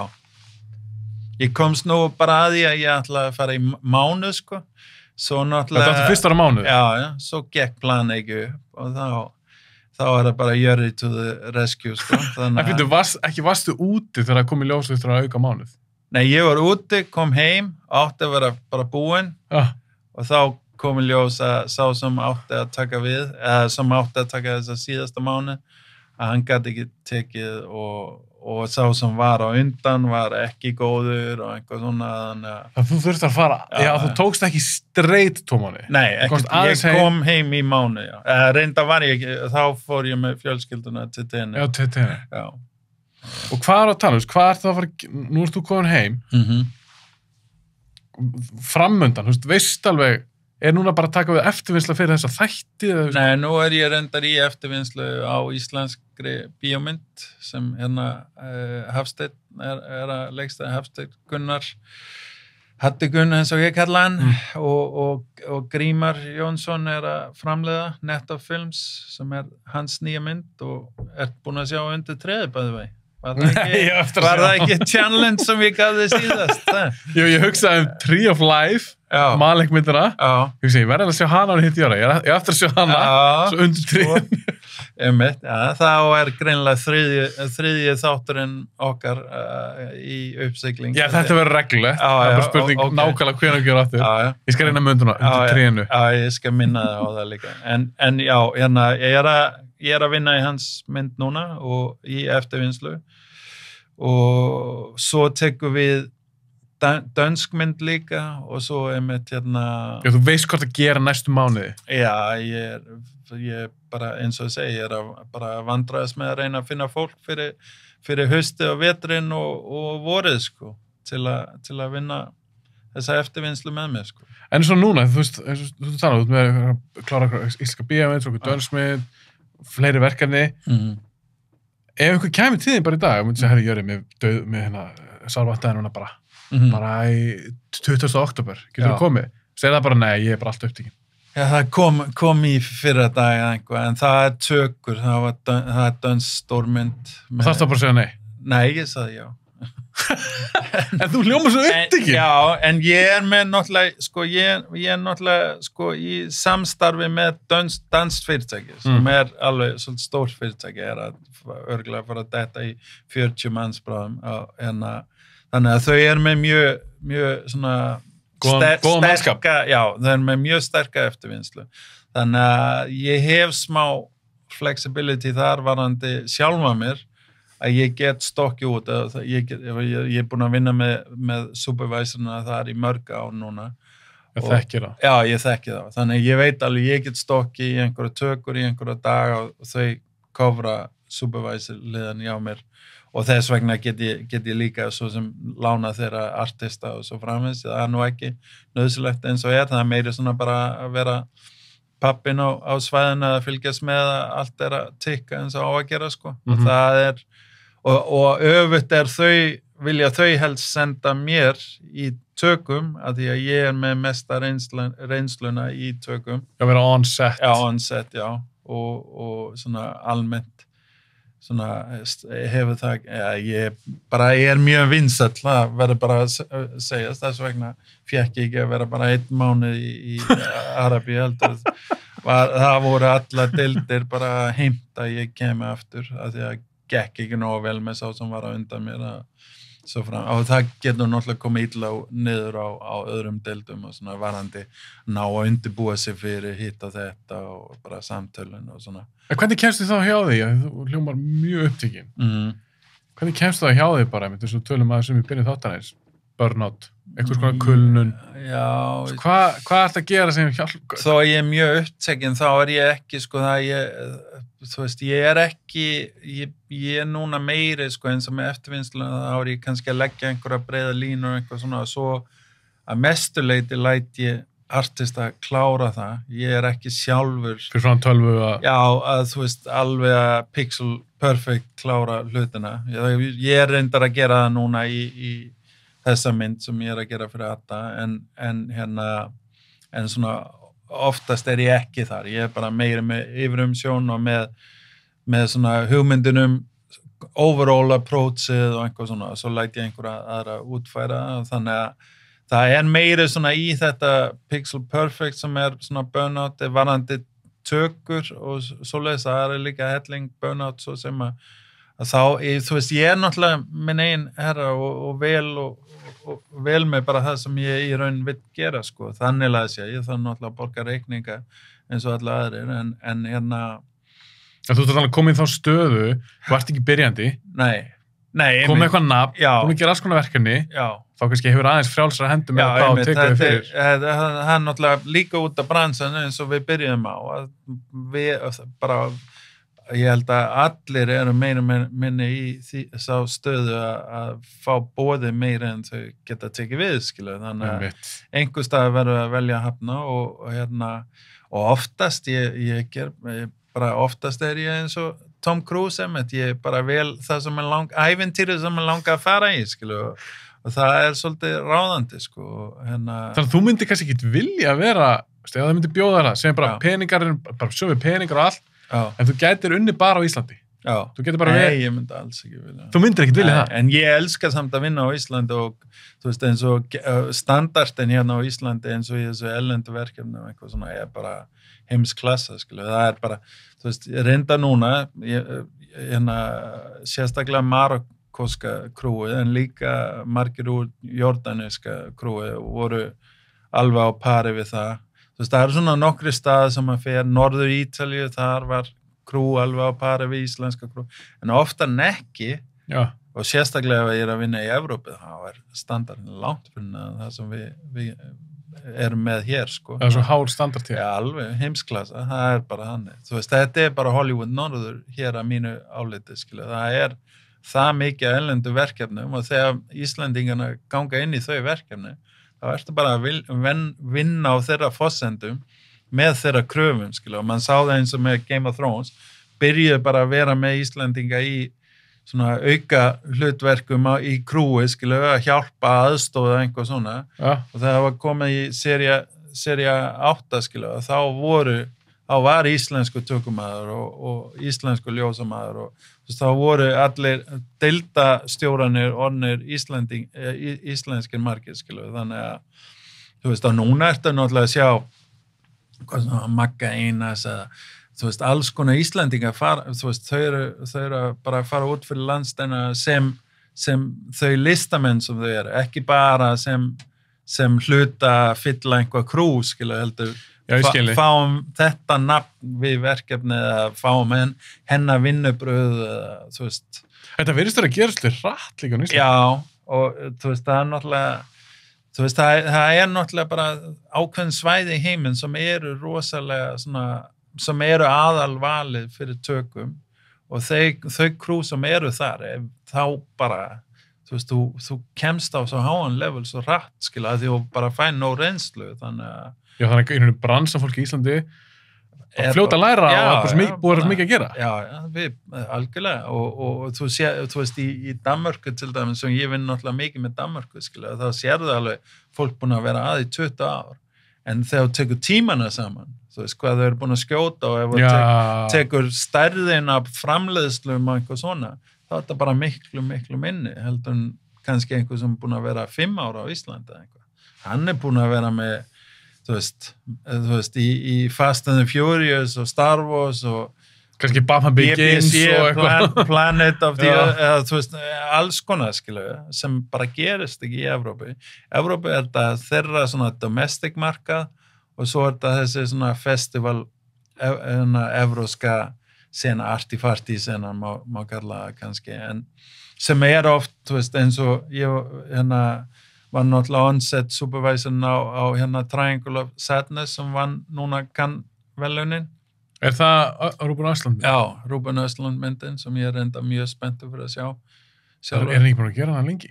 Jú, hann tók sig, hann átti séns á að keppa árið þar á undan, en ákveða bara að taka aðeins lengur tíma í klipp og hann er náttúrulega best fjármagnaður kvikmyndagera maður í heim, allavega á þessu festivalsviðu, sko, hann bara sama með tökuna, eins og ég sagði frá hann, það er 2, 3, kannski 4 set-up á dag, meðaldagur á Íslandi er 20-30 set-up á dag, held ég. Mér svo fyndi að ég er undirbúin núna Kubrick þátt. Já. Ég er Stanley Kubrick þátt. Geðveikt. Og ég er svona að horfa og ég var ekki með að sjá allir gamla myndunars. Nei. Og ég er líka bara endur að horfa aftur á hinnar. Já. Ég var næst að lesa mig til Ice White Shut. Já.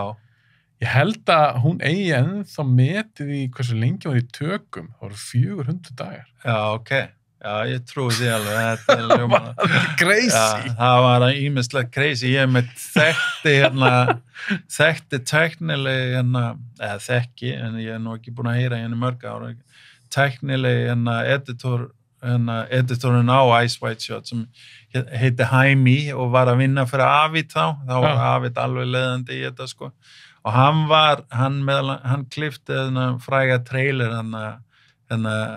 með lægin Ice White Shut. já, það sem hún er að dansa og það er svona blueslag undir, ég man ekki alveg hvernig lag er, ég ætla ekki að syngja það hér. Ég heit ekki svona reyna nei, flesti þekkja hann trailer ef það þekki myndina, sko, en hann var einmitt að segja, sko, hann var að vinna heima hjá honum sem var einhver mannsjá, hann var alveg þvílík, hann þorði ekki að fara út fyrir dyrana síðustu dagana, sko, það bara fór ekki út fyrir, þú veist, það var náttúrulega frækt að hann vildi ekki fara út fyrir England. Þannig Kubrick? Já, Kubrick, já. Kubrick var náttúrulega í mörg ár samferð að hann drepinn leið hann settist upp í flugvél. Það var ástæðan fyrir að hann hætti að fljúga. Kubrick var eitt mesti jetsetter í heiminn, þangað til allt í einu einhvað gerðist hjá honum og þá bara, fyrst var það þannig að hann vildi bara ferðast í lestum, svo hætti hann lesti líka, svo auðvitað kannski bara einhver paranoia í hann, skilu. Ég vissi að hann hefði verið flugrættur, ég held að það bara verið það. Já, það er nefnilega oft tala flugrættur, það hafði ekkert að gera með flugrættur, hann var samferð að ef hann færi í almennis fartæki, að þá myndi vera stage að þetta allavega það sem Jaime sagði mig, sko, þá myndi vera stage slís til að reyna bana hann, sko. Þannig að hann var mjög paranoid. Já, og hann náttúrulega fór bara þessi síðustu vikur bara fór hann ekki út fyrir þessi veggi í mannsjónu hjá sér, sko. Alveg, en það náttúrulega mjög controversial mynd, skilur. Algjörlega. Og ef þú vilt taka undir samsælskenningana, þá dó hann náttúrulega hjartaáfall daginn eftir fyrsta skríningin í stúdíu. Það var sem ég las um. Já, einmitt. Heldur að það samsælskenning? Það já, mjög vinsælt. Það náttúrulega mjög marga samsælskenningar. Er það ekki staðrind? Já, nei, það er staðrind, jú, en samsælskenningin að hann dó, eða, þú veist, hann hefði verið drepinn út af myndina, skilu, en ég meina að því hann náttúrulega fókus á einhvers konar Illuminati hóp. Já, og náttúrulega tala að Sidney Pollack karakterinn sé George Soros, skilu, það er náttúrulega svona það sem margir svona helsta ef að menn að setja nafn, reyna að yfirfæra þetta í raunveruleikann, þá það Sidney Pollack sé George Soros í sámynd, sko, og svo en það alls konar, þú veist, það fullt þetta, ég elska allt svona Kubrick stöf, sko, og náttúrulega dóttir Kubricks náttúrulega samfæður meiri hlutan af þessum samsæriskenninga sjálf, sko. Það? Já, sem náttúrulega mjög, og hún samfæður að Kubrick leikstýrði tunglendingin til dæmis. Já, alveg rétt. En hafði Kubrick, hefur einhvern tíðan komment á það? Ég veist það, nú er þetta að fara út í, þetta er náttúrulega efni í þáttinn, þú verður að taka þetta fyrir. Það var náttúrulega kom út fyrir nokkrum mánuðum síðan hérna, allavega er það haldið fram að það stage, viðtala af hana. Það er maður, mjög skeggóttur og hármikill, eins og Kubrick var síðust árin, að fullur að segja hvernig hann leikstýrði hérna, og það á náttúrulega að vera Kubrick, sko. Að segja hvernig hann leikstýrði hérna tunglendinguna, já.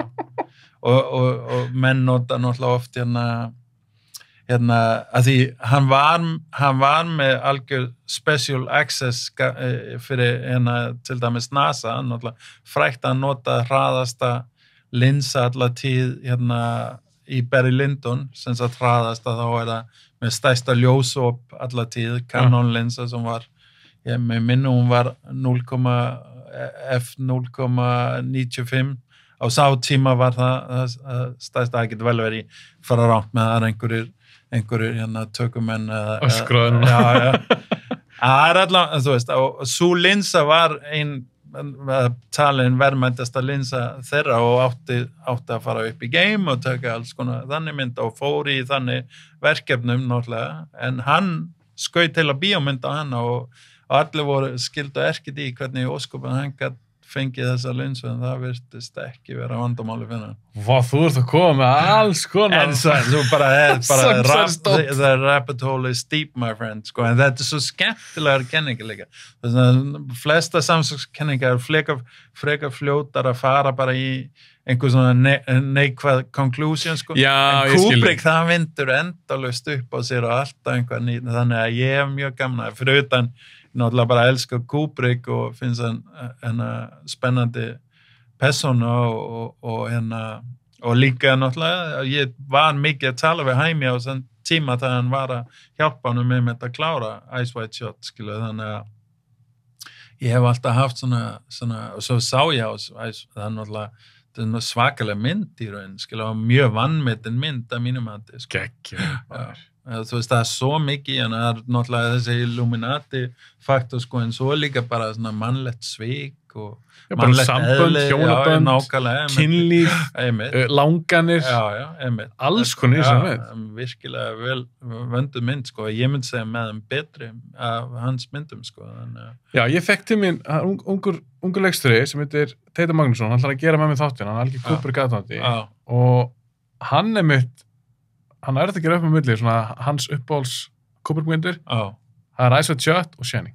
Og hann er þetta að gera upp með milli þeirra. Ég er spenntur núna, ég eftir að horfa aftur á Shining og Clockwork Orange og svona. Og Barry Lyndon, ég hef ekki séð hana. Ég á hana eftir, en ég hef búin að sjá allan 2001. Ég var ekki búin að sjá hana því hitti... Nei, ok. Þú ert búin að sjá hana. Ok. Og hvað fannst þér? Mér fannst hún rosalega áhugaverð. Og mér finnst alltaf magna, hún er frá 68. Kom út 68 og er að mestuleiti gerð 67. Sem er galið, af því að ef við tökum á brellurnar, þetta er sturlað. Nákvæmlega. Og náttúrulega, nú varstu að tala um ILM þættina og svona, skiluðu. Og ég er ekki að reyna að niðurskrifa þau með neitt. Það er merkilegasta fyrirtæki í Visual Effects söguna algjörlega.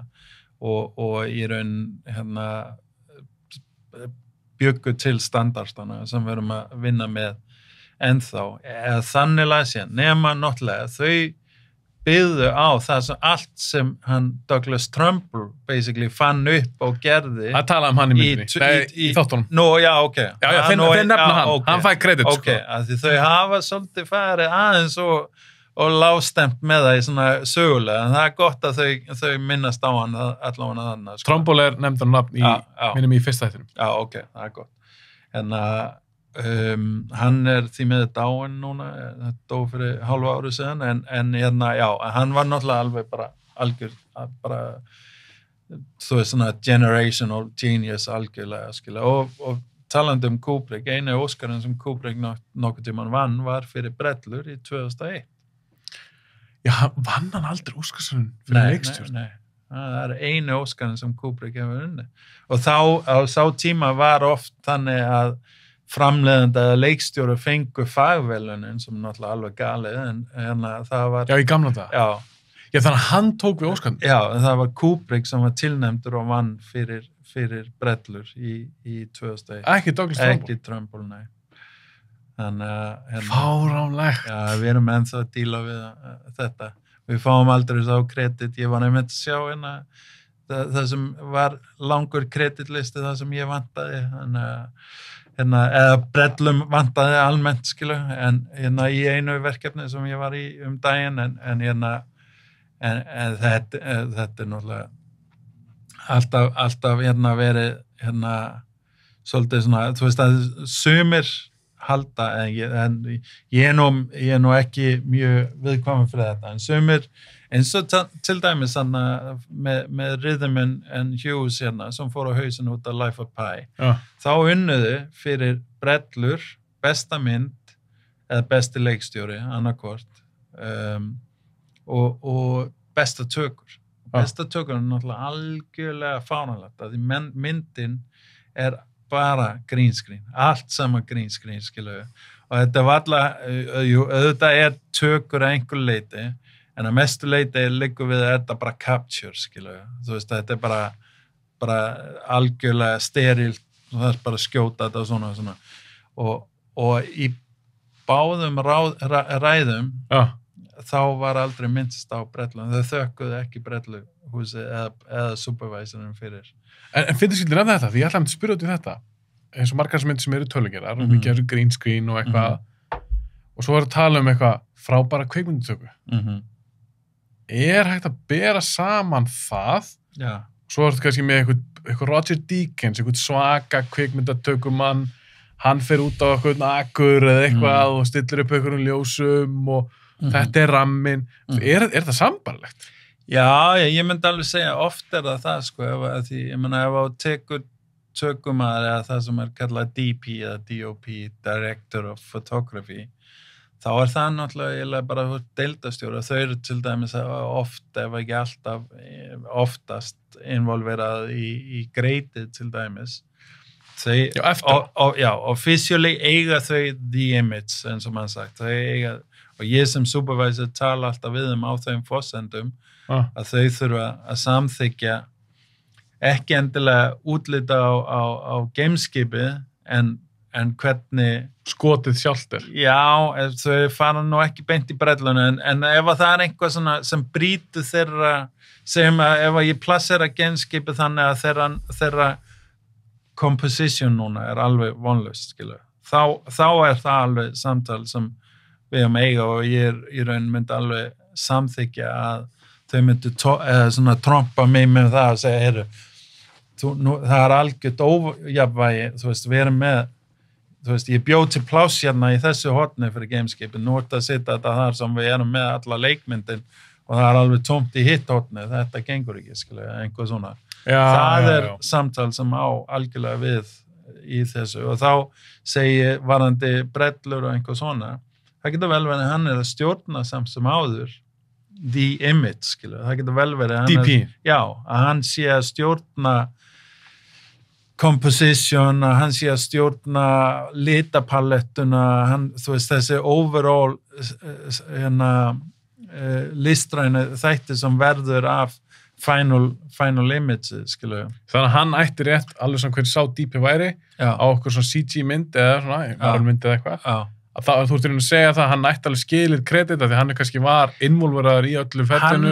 Hann ber í raun ennþá ábyrgð á hvort þetta fallega samsett mynd, skilu, þú veist, hvort þetta þú veist, hvort exposurein rétt ennþá og einhver svona, skilu. Þó að þetta ekki tekið upp í einhverjum skógi eða eitthvað. Við erum alltaf að feika það hvað sem þetta á að líta út eins og þetta tekið upp, þannig að þá fellur hlið alveg, en þau eru ekki þanniglega involverið, þannig sem það gerist oft að þau eru algjörlega involverið í greitið, og þau sjá þá kannski einhvað, þetta gameskip, þetta er fullkomlega balanserað þó að sólin fyrir aftan og allt í silhouettu í pleitinu, en gameskipið ekki í silhouettu, þú veist, við sjáum alla dítelana, þú veist, þá myndi ég fá símtal sem segja, hey, Jörri, það fínt gameskip, en þú gerði grein fyrir þessi ljósaðastæði, þá myndi þetta gameskip vera algjörlega í silhouette, skilur, þannig að getum við ekki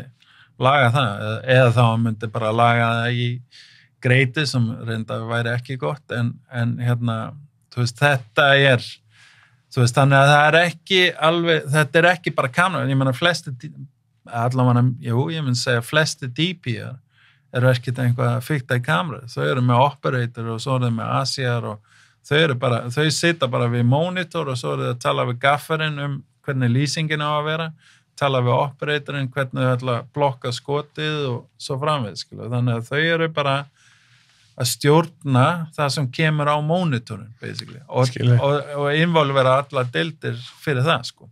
En hversu miklu máli skiptir? Ég man ekki hvort þú rættum þetta síðast. Að þú vinnur náum með leikstjóra. Já. Hversu miklu máli skiptir, af því að þetta tengist einu sem ég las í samtöku Marvel.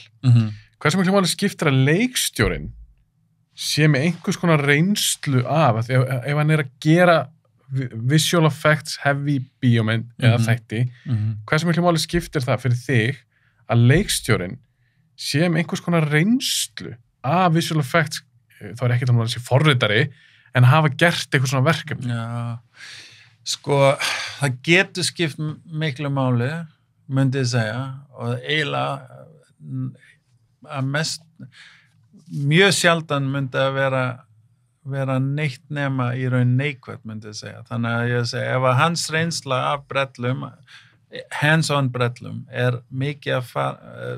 mikið mikið í framrúmi í okkar samtali, þá það örugglega ekki að gera neitt sérstaklega gott fyrir verkefnið.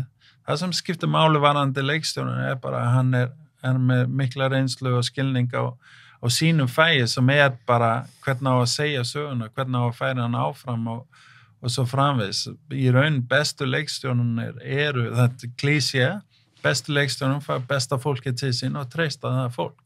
Og það alveg, ég alveg þar, sko. Auðvitað getur að vera fínt, sko.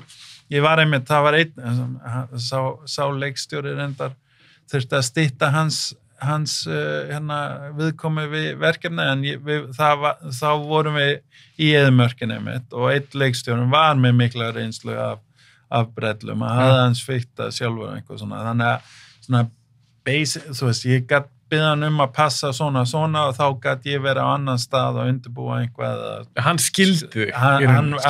Já, ég þurfti ekki að vakta hann eins og ég þarf kannski með öðrum skilu að það verði ekki gerð einhverja óþarfa mistök sem mun kosta mikið eftirvinnsluna, það getur hjálpað algjörlega, og mjög hjálpsamt í raun, en þegar kemur að því, ef að leikstjórinn að hugsa of mikið þú veist, hvernig gerum við þetta í brellum, eða þetta hægt, eða ræður Jörri við einhvað, það ekki hans deild, að mínum að þú veist, hann á bara að hugsa hvernig á ég að segja söguna, hvað það sem ég vil reyna að koma til skila, og svo kem ég að segja, við erum með þessi resources, við erum með þetta budget, við getum bara gert svona, svo framvegis, en þú veist, og þar ég kannski eitt af því sem ég hef verið ánægð með sjálfa mig, ef mann á einhvern tímann að vera ánægð með sjálfa sig, að ég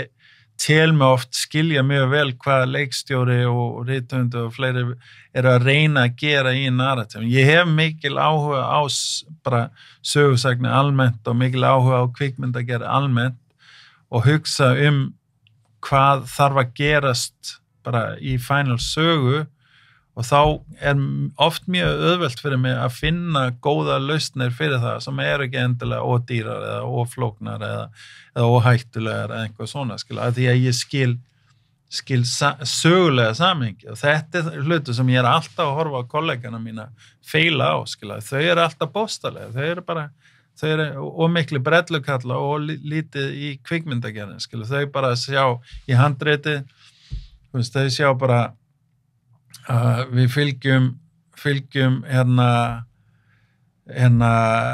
beljuna inn í sláturhúsi þar sem hún verður slátrað hrikalega hátt eitthvað svona, og þá við verðum ekki að fara að slátra þessa belju eitthvað, við verðum að gera CG bla bla bla, þetta voru rosa framleiðsla, supervisor nálgast þetta að þessu leiti, þú veist, á meðan að ég væri bara, já, ég meina, þú veist, má ekki gera bara góða gamla Spielberg, má ekki bara sjá beljan fara inn í húsið og það er bara dökkt þar og hún hverfi bara inn í myrkrið og svo heyrum við hljóðið og búið eða eitthvað, maður ekki bara nota þessi 100 ára gamla kvikmynda gerða tól sem við hefum, að því að þú ert bara með 10 miljónir í budget og við ætlum að gera uglinn sem að rappa upp á þakið, þannig að það kosta allavega 7 miljónir, þannig að þú ert ekki með 3 miljónir, ekki nóg fyrir þetta CG-útfæsla og slátrið á beljuna, þannig að getum við leist þetta svona, og þetta tekur venjulega framleiðandi og leikstjóri mjög fagnandi og þetta er náttúrulega mjög einföld útgáfa af því, þetta er mjög mikilvægt og hluti sem ég að sjá meira og einmitt í episodics og svona, þá verður þetta ennþá mikilvægt að því að þetta ranga ákvarðana hefur svo rosalega margfölduna áhrif í gefnum framleiðsluna því að þetta er ekki 2 tíma fyrirbæri, þetta er 10 tíma fyrirbæri eða eitthvað skilur við. Þannig að það er mjög mikilvægt að vera bara að virkilega fara að dýfa onni í það að kvikmynda gerða liðin á því og verða góður í að skilja narrativ og sögusagnir og hina deildina líka, hvað þau geta komið. Ástæðan ég var að pæla í svo, því ég las eitthvað stutt viðtal eða þetta var einhverju fjölmiðlar eða eitthvað erlendis pikkuð upp og það var eitthvað svona óanægja, VFX artisti var að tala hann er svolítið erfitt að vinna fyrir Marvel og mikil pressa og svona. Marga sögur komnar einmitt Marvel episodic sérstaklega. Og hann var að tala þessi artisti, ekkert hvort það var kallað eitthvað, var að tala sem ég varst mjög áhugavert, hann var að tala að það sem er líka bara stundum að tefja og ég reyna að rifja þennu upp, ég man ekki nákvæmlega orðið, það sem er að tefja ferlið og það sem getur verið erfitt fyrir artistan er að þú ert með leikstjóra, því Marvel hafa svolítið verið að pikka upp kannski einhverja indie-leikstjóra sem kunna ekkert visual effects. Svo eru þeir settir efstir á okkur svona stórum big budget visual effects myndum, svo eru þeir leikstjóranar að tala við artistana, skilur hvað er að fara? Ég skil, þú veist, er það ekki ég skal bara klára þetta samtal strax. Þetta eru nörda sem vita ekkert hvað þeir eru að tala Þetta eru nörda sem sita á skrifstofur og eru að bölva einhverja tökur sem þau fá inn í tölvuna sína og gera sér ekkert grein fyrir hvernig hlutina ganga fyrir sig í alvöru kvikmynd að gera. Var sérst VFX artistin í þessu tilviki? Bara hvað að væla? Hann er að væla, Hann veit ekkert hvað, ég hef átt samtala það sem er töku með green screen á ramma í 15 metra á sekundu upp á einhverja klettir á Íslandi eða eitthvað og rigning og gaurinn var bara þetta er vonlega green screen, ákveður þetta ekki jafnt lýst og það er allt í blettum eitthvað, ég bara ertu að horfa tökuna kall, það er óveður, sérðu gaurana sem er að fjúka við því að fjúka af fjallinu og svo framvegis, þetta er það sem við gátum, deal with it, Þér finnst það bara að vera óþarfavæl í þessum? Nei, ég meina, þú veist, reyndar er þetta alveg kolvitlaust, þú veist, að ef þau var með meiri innsýn, ef þau gerðu þessi grein fyrir hversu mikilvæg ég er og mín vinna, þá myndi þetta allt vera betri að það sem hann er að segja. Í rauninni? Já, að það er bara ekki rétt. Þó að þú ert mikilvægur, að þá er það, þú veist, þetta er ekki, það er supervisorinn og einhverju alls konar fólk sem á að gera sig grein fyrir það og díla við það. En leikstjórnin á svo sannarlega ekki að spá í það, Hann á, ég myndi eiginlega segja öfugt, eins og ég var eiginlega að segja, að því meiri sem þú fer einhver onni í það og ert að taka það inn í þitt mat á hvað þú átt að gera og ekki gera varðandi með einhverju sena, eitthvað svona, alls ekki. Þú átt að taka ráð frá mér, Ég segir, við skulum sleppa að, þú veist, í staðan fyrir að þegar hann brýt vegginn að það kemur að flæður allt inn að vatn og fiskum og eitthvað svona, getum við ekki að hann brýtur vegginn og það kemur bara rík inn í staðin eða eitthvað svona, því það auðveldar og við getum gert það praktist og eitthvað svona. Svona ráðlegni, og ef að það gerir það sama fyrir því sögulega séð, þá áttu að taka mitt ráð algjörlega, en þú átt ekki að vera að segja, nei, ég ætla bara köttum þetta niður eða skjótum bara þrengri þannig að við sjáum þetta ekki eða einhvað svona, og ég hef alveg, það oft sem ég að díla með leikstjórum sem eru svona hálfgerð bara, ég vil ekki skemma, þú veist, eru stressaðir að þetta verður og erfitt eða einhvað svona og þá það, ég bara þarf að segja við þeim, þú veist, þið bara ekki spáði það, ég mun alveg öskra og garga fyrir mína deild varðandi hvað erfitt og einhvað svona. Við þurfum bara fyrst og fremst finna út hvað þú vilt gera ef þú ert ekki að spá í neinn takmark, allavega engin takmark varðandi brellur, hvað myndur þú þá gera? Ok, nú skil ég hvað þér langar að gera. Þá getum við farið að vinna með the nuts and bolts af hvernig við útfærum það, skilu, og þá það ég kem með mína ráðlegning. En ef þú ert frá byrjað að takmarka sjálfum bara það sem þú segir við mig í fyrsta, þá fæ ég ekki nú að skýra mynd af hvað arketýpan af því sem þú vilt reyna að ná í sambandi við söguna, skilu. Þannig að fyrir mig það algjörlega lykilatriði að skilja það, sko. Ég lenti í þessu margoft núna í eyðimörkina, því þú veist, það alltaf að fara í rugli í eyðimörkina sjálfsög erfitt umhverfi, skilu. Þannig að ég þurfti bara að hugsa upp nýtt plan og ég þurfti bara tala við leikstjónu, þau eru að hverfa hérna, ég skil það, þau koma út, þau eru búin að vera fangar og núna þau komið laus og þau ætla að galdra sig inn í næsta vít, skilu. Þessi galdurinn sem við ætlum að gera svona og svona, en að því við erum upp á klettum, þá getum við ekki nota steadicam til að fara kring og því það óhættulegt, getum við gert svona í staðin, skilu. Þá, þú veist, getum við nota sprenging, ríksprenging í staðin, einhvað svona, skilu, og þá eigum við það samtal og þá komumst að, já, það alveg gott, ok, nú getum við gert það, þú veist, þá hann að halda sína sögu, að því hann ekki að spá, hann laði hana bara fram eins og hann var búin að sjá hana fyrir sér og ég kem þá með ráðlegning, ég skil hans sögu og kem með ráðlegning til einhver alternative sem að mínum að ekki að skemma þessi frásögn. En eins og ég skildi þetta bara svo að sé hreinu, því þú ert kannski að tala með svo í þessu til ekki on-set vandamál, þú að tala leikstjóran, eins og ég skildi þessa grein, þetta viðtal, þá var hann væntanlega þessi aðili að vinna í tölvu eða eitthvað, í post-production og leikstjórin, þú hafði búið að skjóta eitthvað myndinni og eins og ég skildi það, leikstjórin kemur ekki reynslu mikill í visual effects og hann biður eitthvað, svo animatar gaurinn það og teknar þetta allt upp og hann fyrir helligst tími það, en kannski ekki alveg að rendir þetta alveg fullkomlega eitthvað, sýnir leikstjórinn á það og leikstjórinn, nei, þetta ekki alveg það sem ég myndi, en ef þetta hefði verið James Cameron, þá hefði hann spottað strax. Það getur alveg átt rétt á sig, það getur stundum verið smá vandamál, skilu, en þá og til dæmis núna í þessa framleiðslu þá þetta alveg búin að vera faktum fólk búin að borga $100 million plus fyrir þessa framleiðslu og það bara að sjá hrátökuna og ekki hljóð alltaf merkilegt hvað ljóði mikilvægt fyrir fólk að nú þetta alveg en þar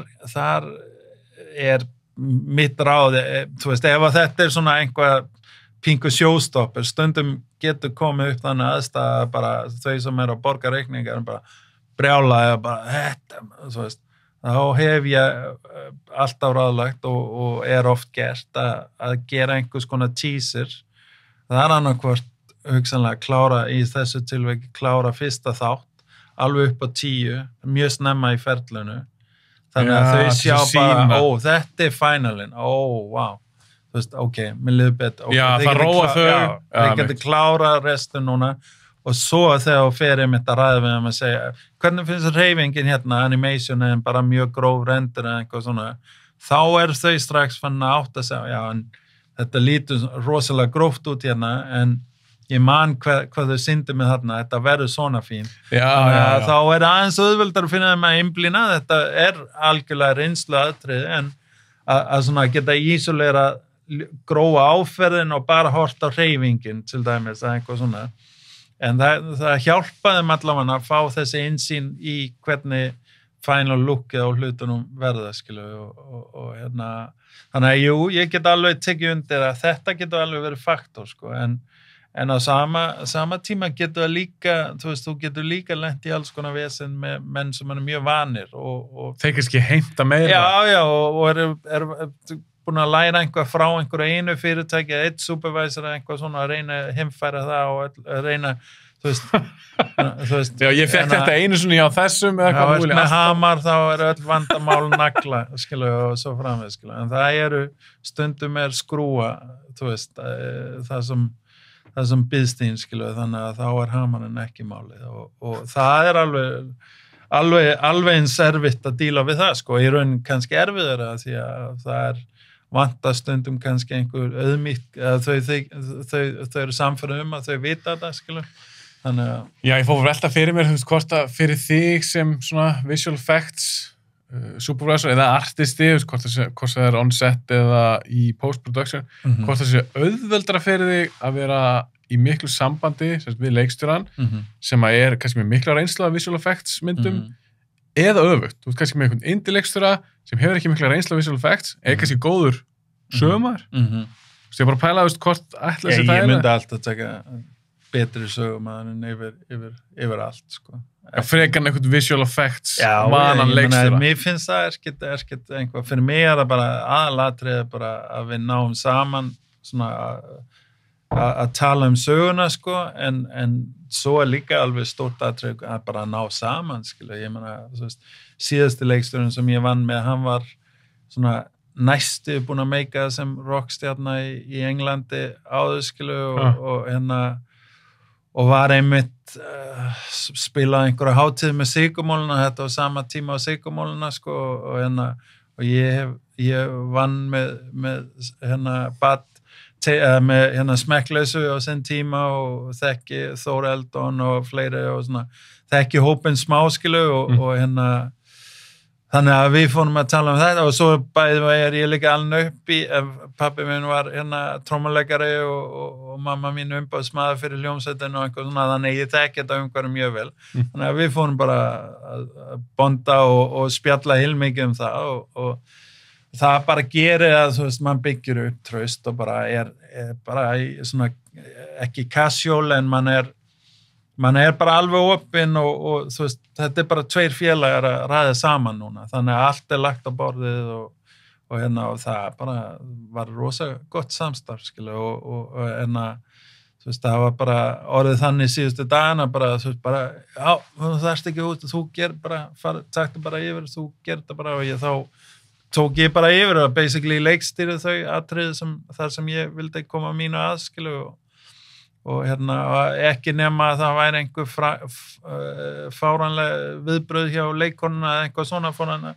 skipta sig að, restina tíman var ég bara að sjá að trausti var strax á bara örfáum dögum orðið það gott,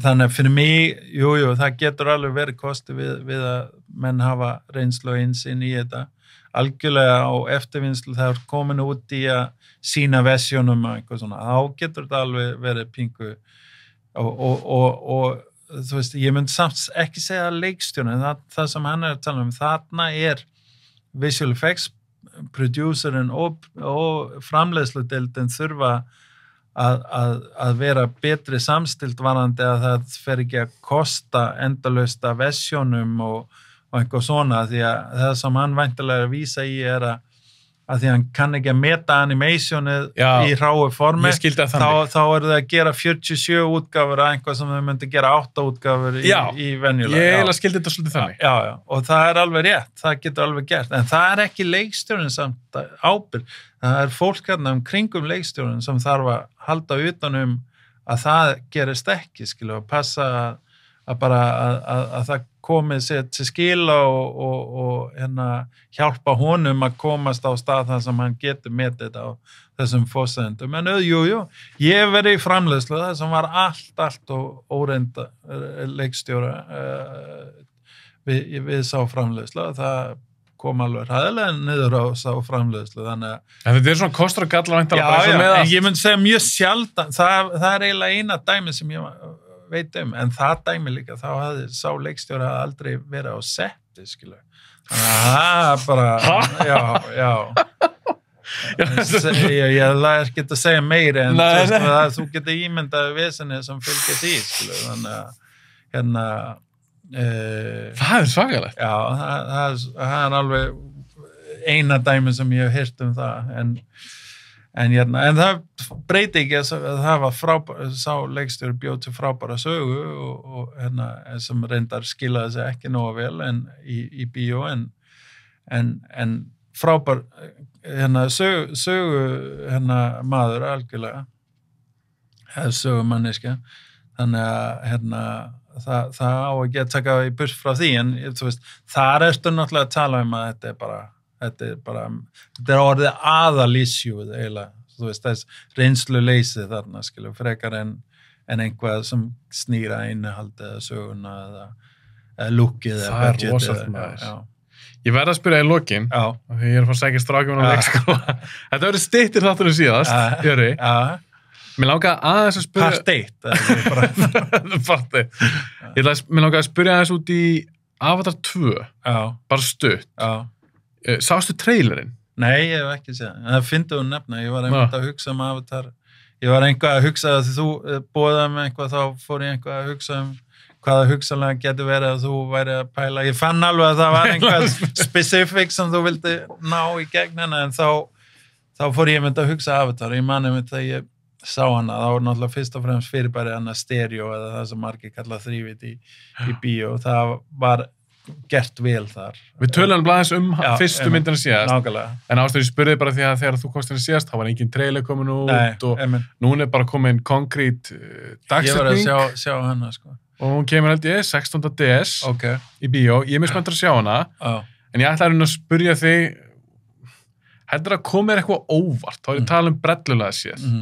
Eða heldur þetta sé bara svona, ég er búin að sjá þetta er bara aðeins betri áferð. Það væri gaman, en ég sko, brellulega séð, þá er ég eiginlega... Ertu ekki bara of mikið inn í bransunum að það er ekkert að koma að róa? Nei, jú, auðvitað, einhver leiti, sko, en jú, það kemur samt fyrir hitt og þetta, en aðalega ekki, en ég myndi segja það sem myndi ekki koma það myndi koma óvart ef þetta væri ekki ógeðslega CG-heavy mynd, skilu. Já, síðasta mynd var náttúrulega bara pjúra CG með motion capture, skilu, og ef það þá er náttúrulega þetta gömul formúla og boring formúla að mínu mati og ég er ekki það spenntur fyrir auðvitað mun ég sjá hana líklega og svona meta þetta, en fyrir mig það eini sem ég virkilega svona er spenntur fyrir, það er einmitt Paul Lambert, það er Dune, ég er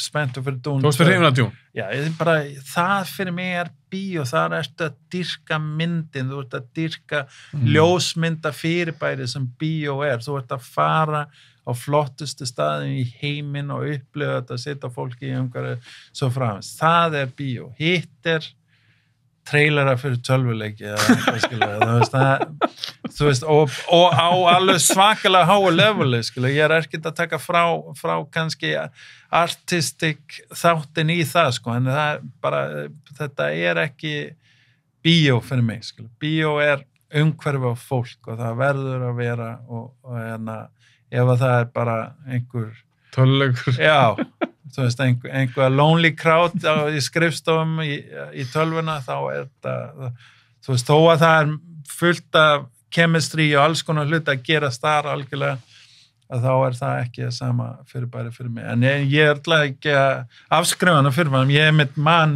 þegar ég fór á fyrsta myndin, þá var ég mitt, sko. Já, þú veist, að ég hef alltaf verið fyrir ekki kritísku hvað CG og ég var alveg, CG geti alveg verið geggja, sko, þetta var alveg geggja, þarna var til alls konar sem bara var ekki hægt nema með CG og í raun að gefa CG svona full blast og bara go all out, guys, og líka það sem að Visual Effects fyrirtæki virðist fá tíma til þess að gera þetta. Já. En þú veist, það liggur við að koma tími á að aðgreina þessar tvo hluti, CG og Visual Effects í raun í minn huga, skilja, því að jú, CG hluti af Visual Effects, en Visual Effects ekki bara CG, þú veist að Já, ég skilji. En svo þegar ég sér Avatar aftur núna, það finnst þetta bara plastdót, skilja, ég næ enga tenging við það, skilja, mér finnst það ekkert sérstaklega impressive lengur, skilja, þó að þetta náttúrulega, ef ég væri að spá í að gera einhvað sambarlegt sjálfur, þá væri ég bara dead on the spot, þú veist, ég myndi aldrei komast upp með það, mér segja hvað þetta, 7 árum setna, hvað sem skilja, en en mér finnst það ekkert í þessu, það ekkert samfærandi við þessu, þú veist, við þessi bláu kalla og En þó þessi James Cameron, hann hefur nú verið, hann gerði Aliens, Terminator 2, hann kann að gera framhaldsmynd. Já, algjörlega. Og það sem mér finnst áhugavert, ég hef sagt það nokkuð sem podcast, það sem mér finnst áhugavert, að ef þetta væri bara svona standard Hollywood mynd, búin að fara í gegnum þessa Hollywood maskinu, þá væru við búin að fá 3-4 avatarmyndir. Já. En það, að þessi svona langu tíma milli myndana, mér finnst það áhugavert, af því hann greinilega að setja líka eitthvað púður í söguna. Já, var það ekki bara, hún var það dýr og hún var það tæp á að þjána peninga að, þú veist, fjármagnið var ekki sterk. Númer 2?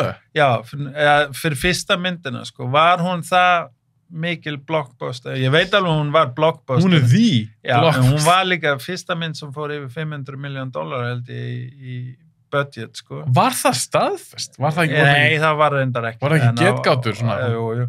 En ég menna horfandi á hann á sinn tíma ég menna það alveg bólpark á þenn tíma, sko, ég man að hún var stórfengleg upp á Törubrellur, sko. Já, algjörlega, en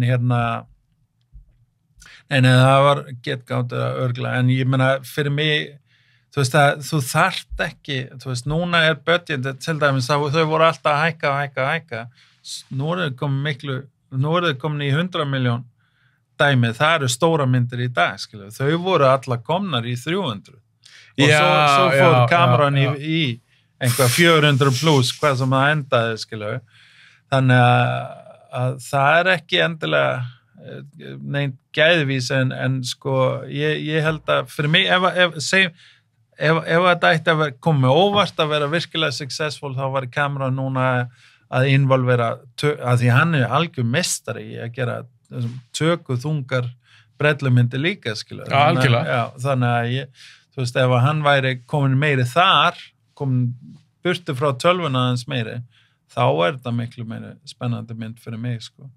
Við vonaðum besta, Jóri. Já. Ég ætla að fara að sækja strákjum á leikskóla. Já, gerðu það. Bara takk hjá að koma. Já. Gangi ég rosalega vel með næstu verkefni og þú kemur síðan aftur ekkert, Já, ég til það.